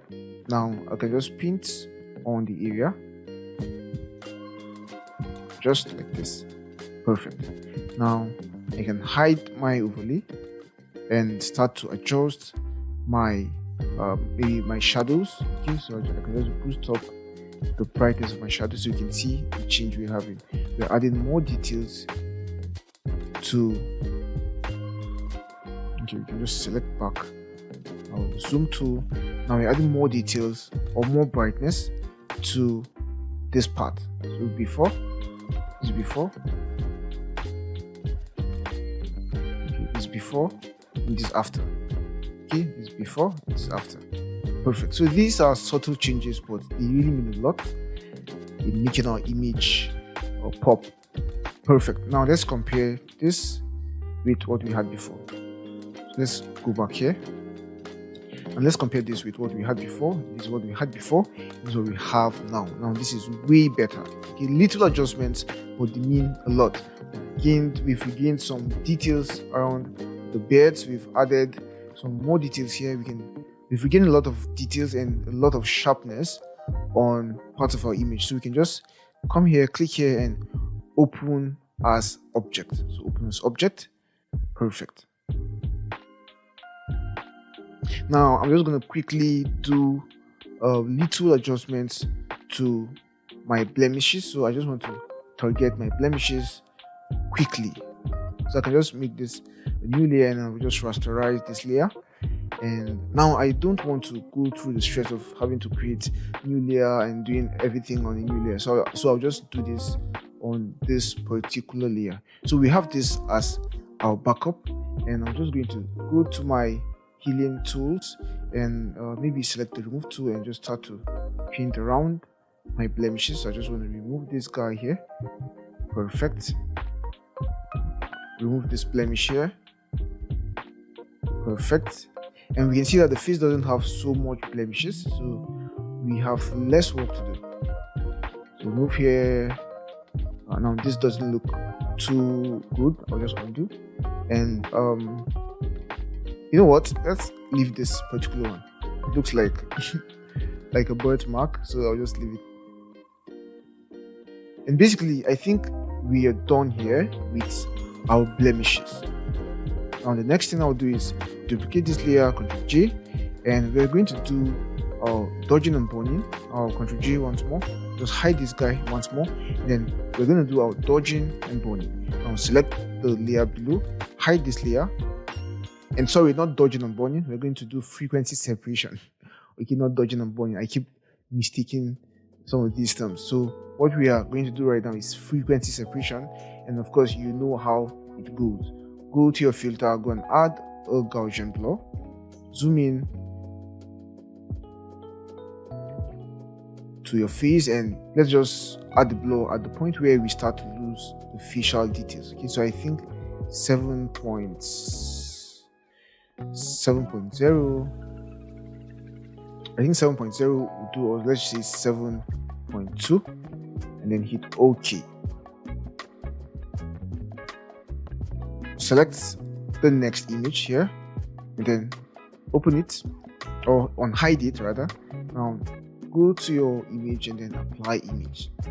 Okay, now we see that of course this is a 16-bit image, so our settings for this image will be different from the one we had before. Now we have to select the layer. Now the layer we're going to select is our copy to layer, right? So select this layer. Perfect. And we don't want mask, so we just want to select our RGB channel, and then for the blending mode we want to select add. We want to scale of 2, and we want this inverted. We want to invert this. Now if you zoom in, you're going to see the details. Okay, you're going to see what did I do? Okay, I just undid the invert, so you want this inverted. Now if you zoom in, you're going to see the facial details, right? So that's what we are targeting. Hit OK. Perfect. Now select the both layers and just Ctrl G to group them. Open your group, select this guy. Now go to your mixer brush tool, and first of all you have to change the blending mode to linear light. Perfect. And now you can start. First of all, now you can select the image and make sure your mixer brush settings are just like mine. Okay, so the brush hardness should be 0, and the size should be maybe around 300. And we want to have this set to clean brush, and we want to have this checked, and we want to have this set to custom. And for the wetness, 9% is perfect. For load, 75% is perfect. For mix, 90% is perfect. For flow, 100% is perfect. And you should make sure sample all layers is unchecked. Okay, so make sure you uncheck sample all layers, and after you do all that, you can now come to your image and start painting. Okay, so we can see the effect. We're going to undo this and do it properly now. So you can just zoom into your image and start to paint. Okay, and just reduce the brush size and zoom out a bit. And it's also good that when you paint using your mixer brush tool, you don't zoom in completely. Okay, so you don't zoom in completely. That gives you a better effect from experience. So we can just make our brush bigger here and start to paint.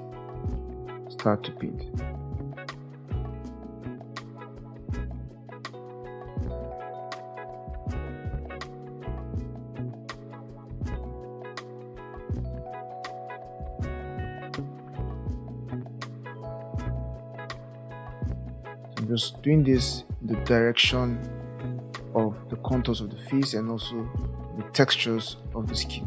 so we can see how much details we're getting here. So everything is just coming out well. We can reduce our brush size and continue painting.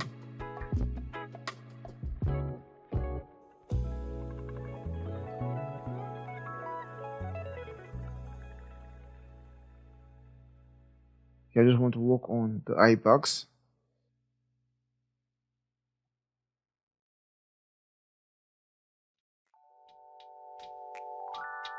Our eyes are still quite red, so we didn't work on the eyes in the camera raw. So it means we need to work on the eyes, right? We need to work on our eyes. We need to make our eyes look more natural. Perfect.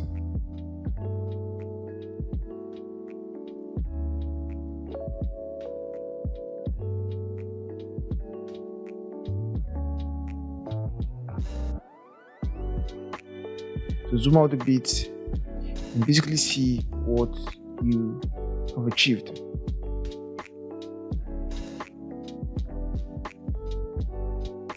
So I like this. I like what we have achieved here.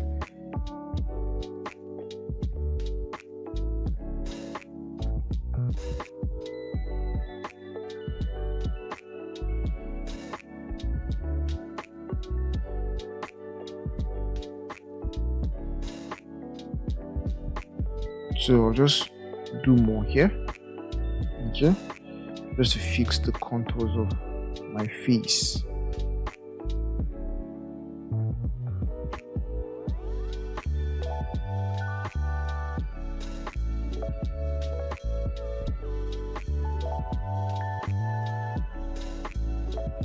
So this is before, and this is after. This is before, and this is after.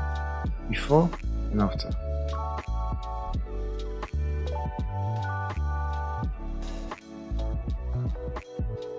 Perfect.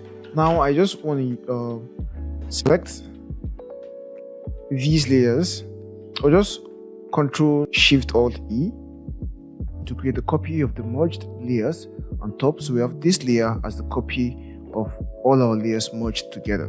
So I just want to work directly on this layer, and the first thing I'll do is I'll create a new adjustment layer. So I'll create a hue and saturation adjustment layer. I'll just take my saturation to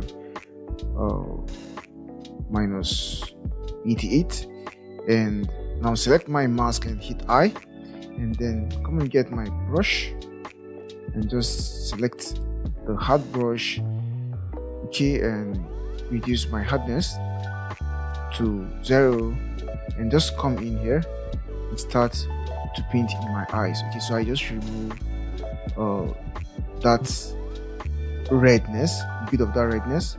I don't want to do it too much, definitely. So now this gives us a bit of naturalness in our eyes. Perfect.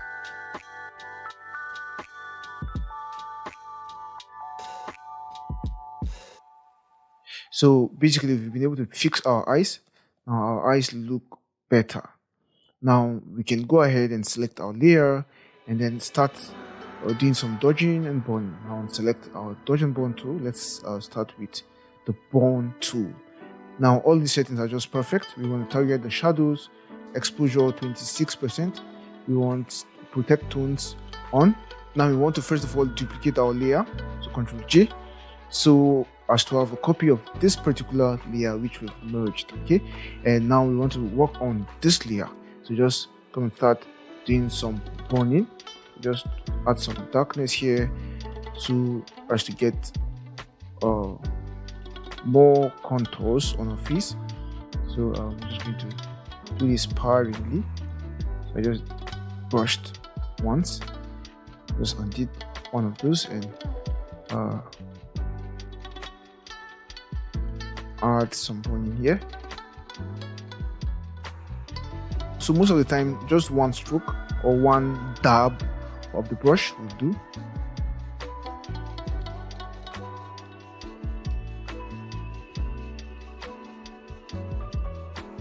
maybe I will just reduce the exposure a bit. Let's see. I think I like this better. I like this much exposure better.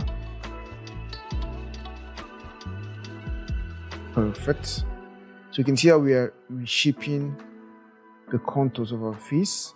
So this was too much. I'll just undo 2 times. Perfect. So you see how we are basically reshaping the contours of our face with our bone tool, right? So we want to just add some bone in here, maybe add some here, maybe add some here. Okay. Maybe add some here. Perfect. So this is before and this is after. Okay, so you can see how much details we've added to our image. Perfect. We can add some here, and now we can go ahead and add some dodge. Okay, so click on dodge and highlights. Exposure should be 10%. Perfect. Now we want to just add these dodges on parts of our image which should have a bit of highlights, right? So please like this, please like this, please like this. Okay, perfect. I want to also have this in places like this, and also places like this. Okay, perfect.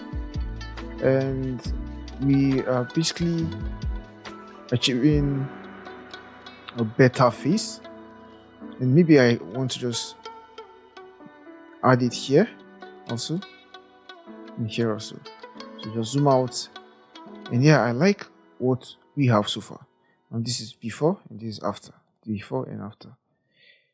And this is perfect. Now I'll just reduce my opacity a bit. Basically, this is what we have. Now we can go ahead and just give this color lookup. So color lookup. So I can just use my my keyboard keys, my arrow keys on my keyboard, to just scroll down and just go through the options we have.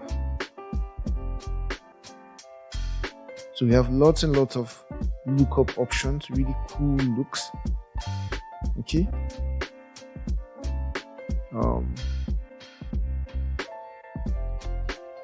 In fact, you can get confused going through all these options. So let's just use this one that has this kind of faded feel. Now let's try changing our blending mode. Now we have darken. Let's see before and after. So there isn't so much change. So let's try another blending mode.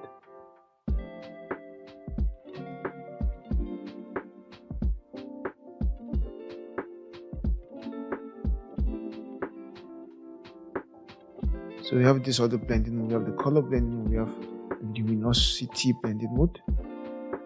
Now this is the hue blending mode. Let's see what we had before and what we have now. Okay, so I'll just reduce the opacity, and yeah, reduce the opacity. And you know what? I'm just going to hit my my mask and Control I to invert it, and just add this on specific parts. So I'll just make my brush bigger, and I'll just add this on specific areas. Okay, so just add it just mostly on our character, or on our subject rather. Perfect. So let me just do before and after. Now you can see how really subtle this effect is. Now this is before, this is after.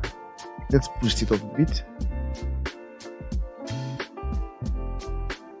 This is before, this is after. Okay, so yeah, so that's what we are going for. So I really like what we've been able to achieve so far. So good.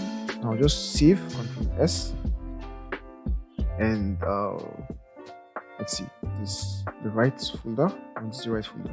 Perfect. Now let's save this as image _9 whatever. So I'll just delete this and save. Okay, so all of these project files will be made available for you. Perfect. And I'm also going to save a JPEG format, so we can basically compare the before and after. Okay, So you can see that it's taking so much time to save because this is a very large image. So Photoshop has saved our file, and we can just go ahead and save the JPEG. And this is our image. So hit save. Perfect. And with this, we'll come to the end of our exercise. See you in the next one. Bye-bye.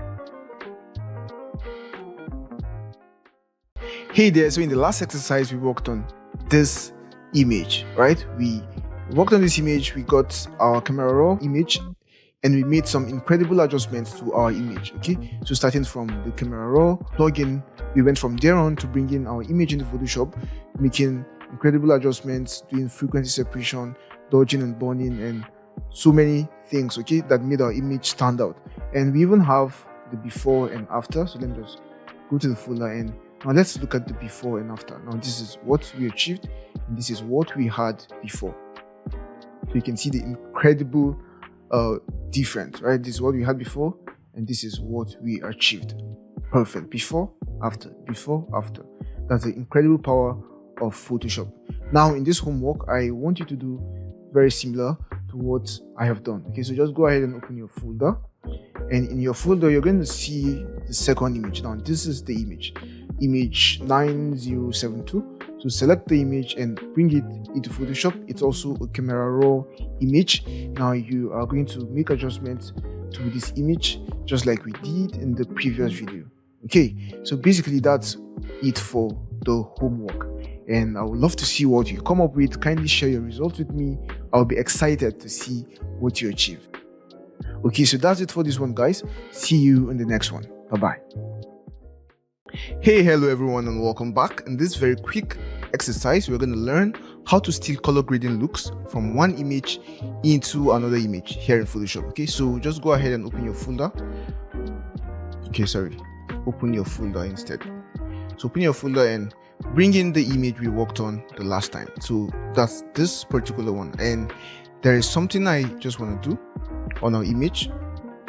I actually want to increase my brightness or the exposure. So I'm just going to create an adjustment layer, an exposure adjustment layer, and I'll just boost up the exposure a bit, just a bit. I feel our image is not bright enough. Okay, so just a bit. So this is just perfect. So this is before and this is after. Now just go ahead and save our image as a JPEG image, and previously we had saved the same image after we worked on it. So I'm just going to save to replace the one we had. Perfect.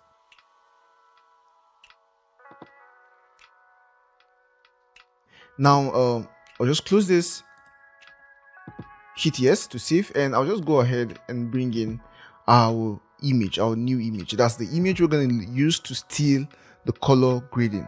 Okay, so we're going to be stealing our color grading from this image here. So the image is titled steal color grading. It's in your folder, your 07 color and camera raw in Adobe Photoshop. So go ahead and open this image. Perfect. And right now I'll just go ahead and bring in the image we just saved. That's our image which we worked on in camera raw. So this is our image. Perfect. So what we want to do is we want to steal the color grading from this image to this image. We want to transfer the color grading from this image to this image. Perfect. Now the first thing you have to do is come on your image, that's your sample image, and pick your marquee, select 2, your rectangular marquee, select 2, and just sample the area which you want to copy. Okay, so I want to copy this look, the look on this area that's on the skin. So I'll just Ctrl J to duplicate this, hit V for my move tool, click here and drag into my new image. Okay, hit OK. Perfect. Now what we want to do is we want to create a palette, a color palette for our highlights, our midtones, and our shadows. Okay, so while having our color selected, we just pick our brush tool and let's just do some settings here. Let's make sure our hardness is 100 and our brush size is just about this size. Okay, so perfect. And we have to also pick our eyedropper tool and make sure our sample size is set to 3x3 average or 5x5 average, but make sure it's not point sample. Okay, it mustn't be a point sample, it must be 3x3 average, an average sample. Okay, because we want to kind of sample an average, not a point. Okay,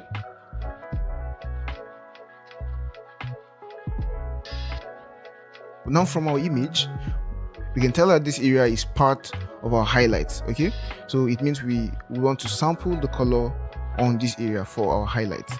So this is the brightest point of our image, so I'll just go ahead and sample on this point and then hit B for my brush tool and come to this side while still selecting my layer, that's my image layer, and I'll just click here, perfect. Now we have our first color sample.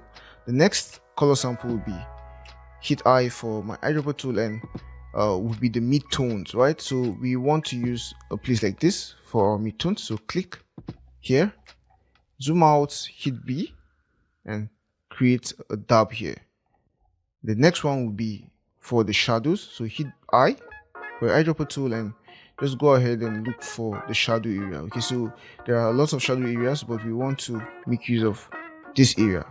Okay, so this area right here, perfect. Zoom out, hit B and dab on your layer. So right now we have the highlights, the midtones and the shadows of our image here. So we want to use these information to steal our color grading from this image to our new image. Okay, so select on your background image and go ahead to your adjustment layer, and now let's add the curves. Okay, so we're going to use a feature or a trick which we didn't learn while learning the advanced methods of using curves. Okay, so we actually touched on this, but we didn't look at this particular feature, and that's because we wanted to use it to steal color gradient, right?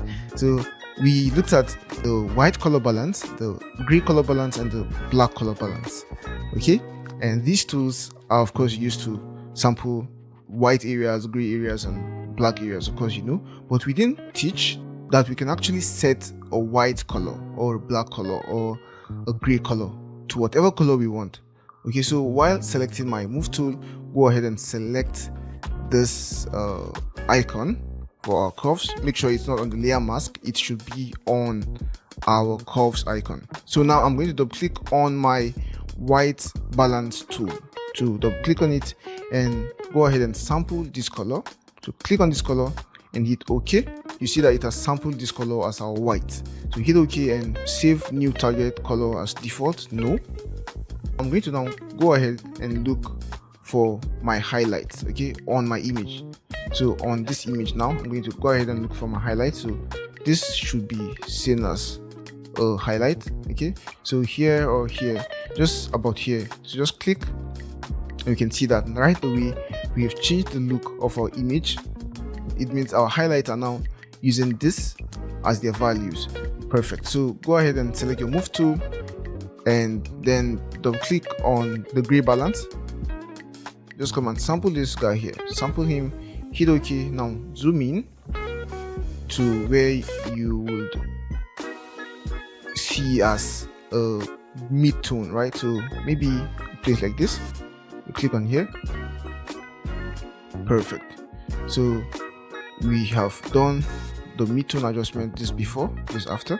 Now we're just going to do the shadows adjustment. So I'm just going to move this image to this side, okay, and now select my curves back and double click here and then sample here, hit OK.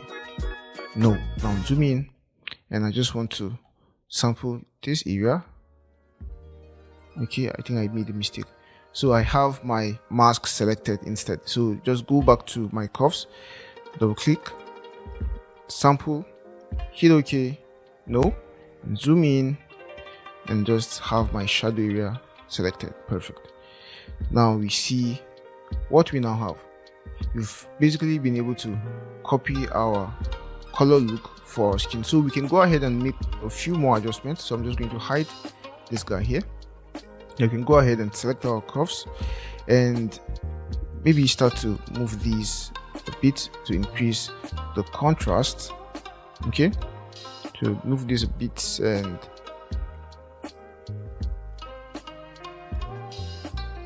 we actually need to max out this color grading from our eyes, okay? Because our eyes will always remain white regardless of our color grading, right? So let's just select our sample here, or rather our mask here, hit B, and let's make our brush hardness 0 this time. Reduce the size, okay, and then zoom in and just max out the eyes.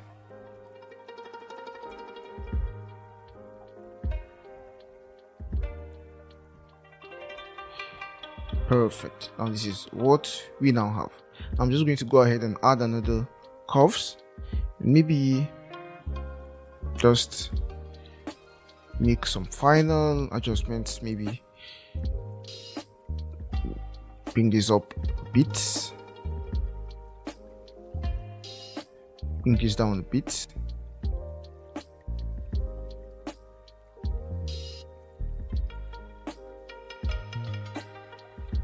So this is before and this is after.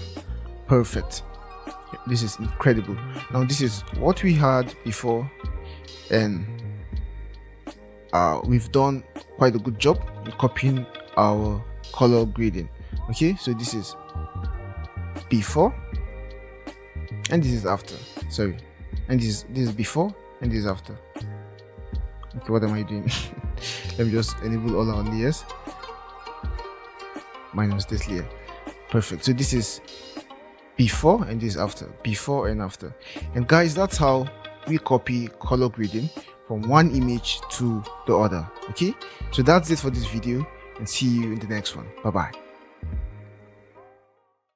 Hey there, and welcome back. In this lecture we're going to share a really cool trick, okay, a really cool color grading trick. We're going to learn how to get thousands of color grading presets in Photoshop, basically embedded here in Photoshop, but are kind of hidden. Okay, so we're going to unlock them with a simple trick.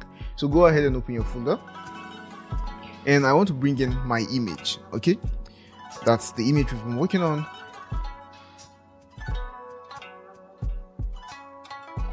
Okay, we see that it didn't come in because we have the file open. Remember, we worked on it from the last video, right? So what I'll just do is I'll save this file. I'll save it as color grading still. Perfect. So I'm saving it in the folder, so you have access to this one we worked on. So I'll just close this now, and go ahead and open my folder and bring in the image. Okay, perfect. Now this is the image we've been working on, and we are going to unlock presets, color grading presets, thousands of presets for this image. The first thing you have to do is just come here and click gradient map. So come here and click gradient map and create a gradient map. So it doesn't really matter the colors you have here, okay? It works basically with any color. So the first thing you have to do is select your gradient map, and let's do a basic blending. Okay, so let's do a blending. Let's use soft light. So let's use soft light on our gradient map, and while selecting our gradient map, go ahead and click here to bring up the gradient editor. Perfect. Now what you need to do is just come to type, click and select noise. So you see that we have a lot of noise, right? So we have to reduce our noise, we have to reduce our roughness. So come here and click and drag your roughness. Let's see, drag this to 7.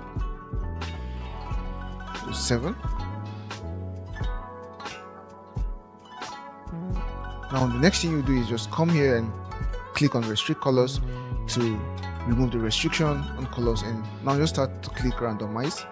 So as you keep clicking randomize, you keep getting different presets, different color grading presets. Okay, different looks, basically different incredible looks, thousands and thousands of looks. Okay, so you can just keep clicking, and whenever you reach to the one you're okay with, you can just click OK and then go ahead and reduce the opacity. Okay, so just click and reduce the opacity, and basically you have a new color grading look. Very simple, just as simple as this. So we went from this to this, and we can keep doing this and keep having lots and lots of color grading options. One more thing you can do is just go into your blending options and go to blend if on your gradient map layer. So go to blend if and try to blend this with the image. Okay, so we are going to remove some of the colors from our highlights and also our shadows. So I'm just holding Alt and clicking to separate these sliders here, doing same for here, so that we have a perfect blend. Okay, so this is what we have now. Hit OK. Now you can reduce the opacity further if you want, or increase it further if you want. Basically depends on what you want to achieve. So this is what we had before, this is what we have now. And you know what, we can keep doing this for different images, and we can keep having even multiple color grading presets for this image. Okay, so I'm just going to create another one, select my image, just go ahead and add a gradient map. So make my blending mode to soft light, and then click here, noise, opacity, or rather roughness should be 7 or 8%, so 7%, and restrict colors should be off, and then just keep going. Okay, just keep going. And in fact, I think what we should do is we should set our opacity right before we start, so that we get to see the final look we get after removing our opacity or after reducing our opacity. Now let's go and keep clicking randomize to keep seeing presets, right? Perfect. So randomize, randomize, randomize, and we can keep going, we can keep going. Let's try choosing something else. So let's choose this. So we have this black and white preset now. Of course we can do same by clicking noise and reducing our roughness. So let's see 8%, and keep clicking randomize. So you can see that we can actually select different gradient presets. That's why I said we can generate thousands and thousands of color gradient presets automatically with this trick. Incredible trick. Perfect. So I'll just go for this look this time, hit OK. So we had this the first time, now we have this the second time. Okay, so if we want, we can increase our opacity, and we can even do the blend if thing, right? So blend, alt and click, perfect. And you know what, we can even blend the both of them. That's how crazy we can go. Okay, we can blend the both of them, we can have the both of them on top of each other, and even further reduce their opacities to make the blending even more incredible. Perfect. So you see, this is what we had, this is what we now have. So I'm just going to go ahead and save our image, Ctrl S, and let's see color grading presets.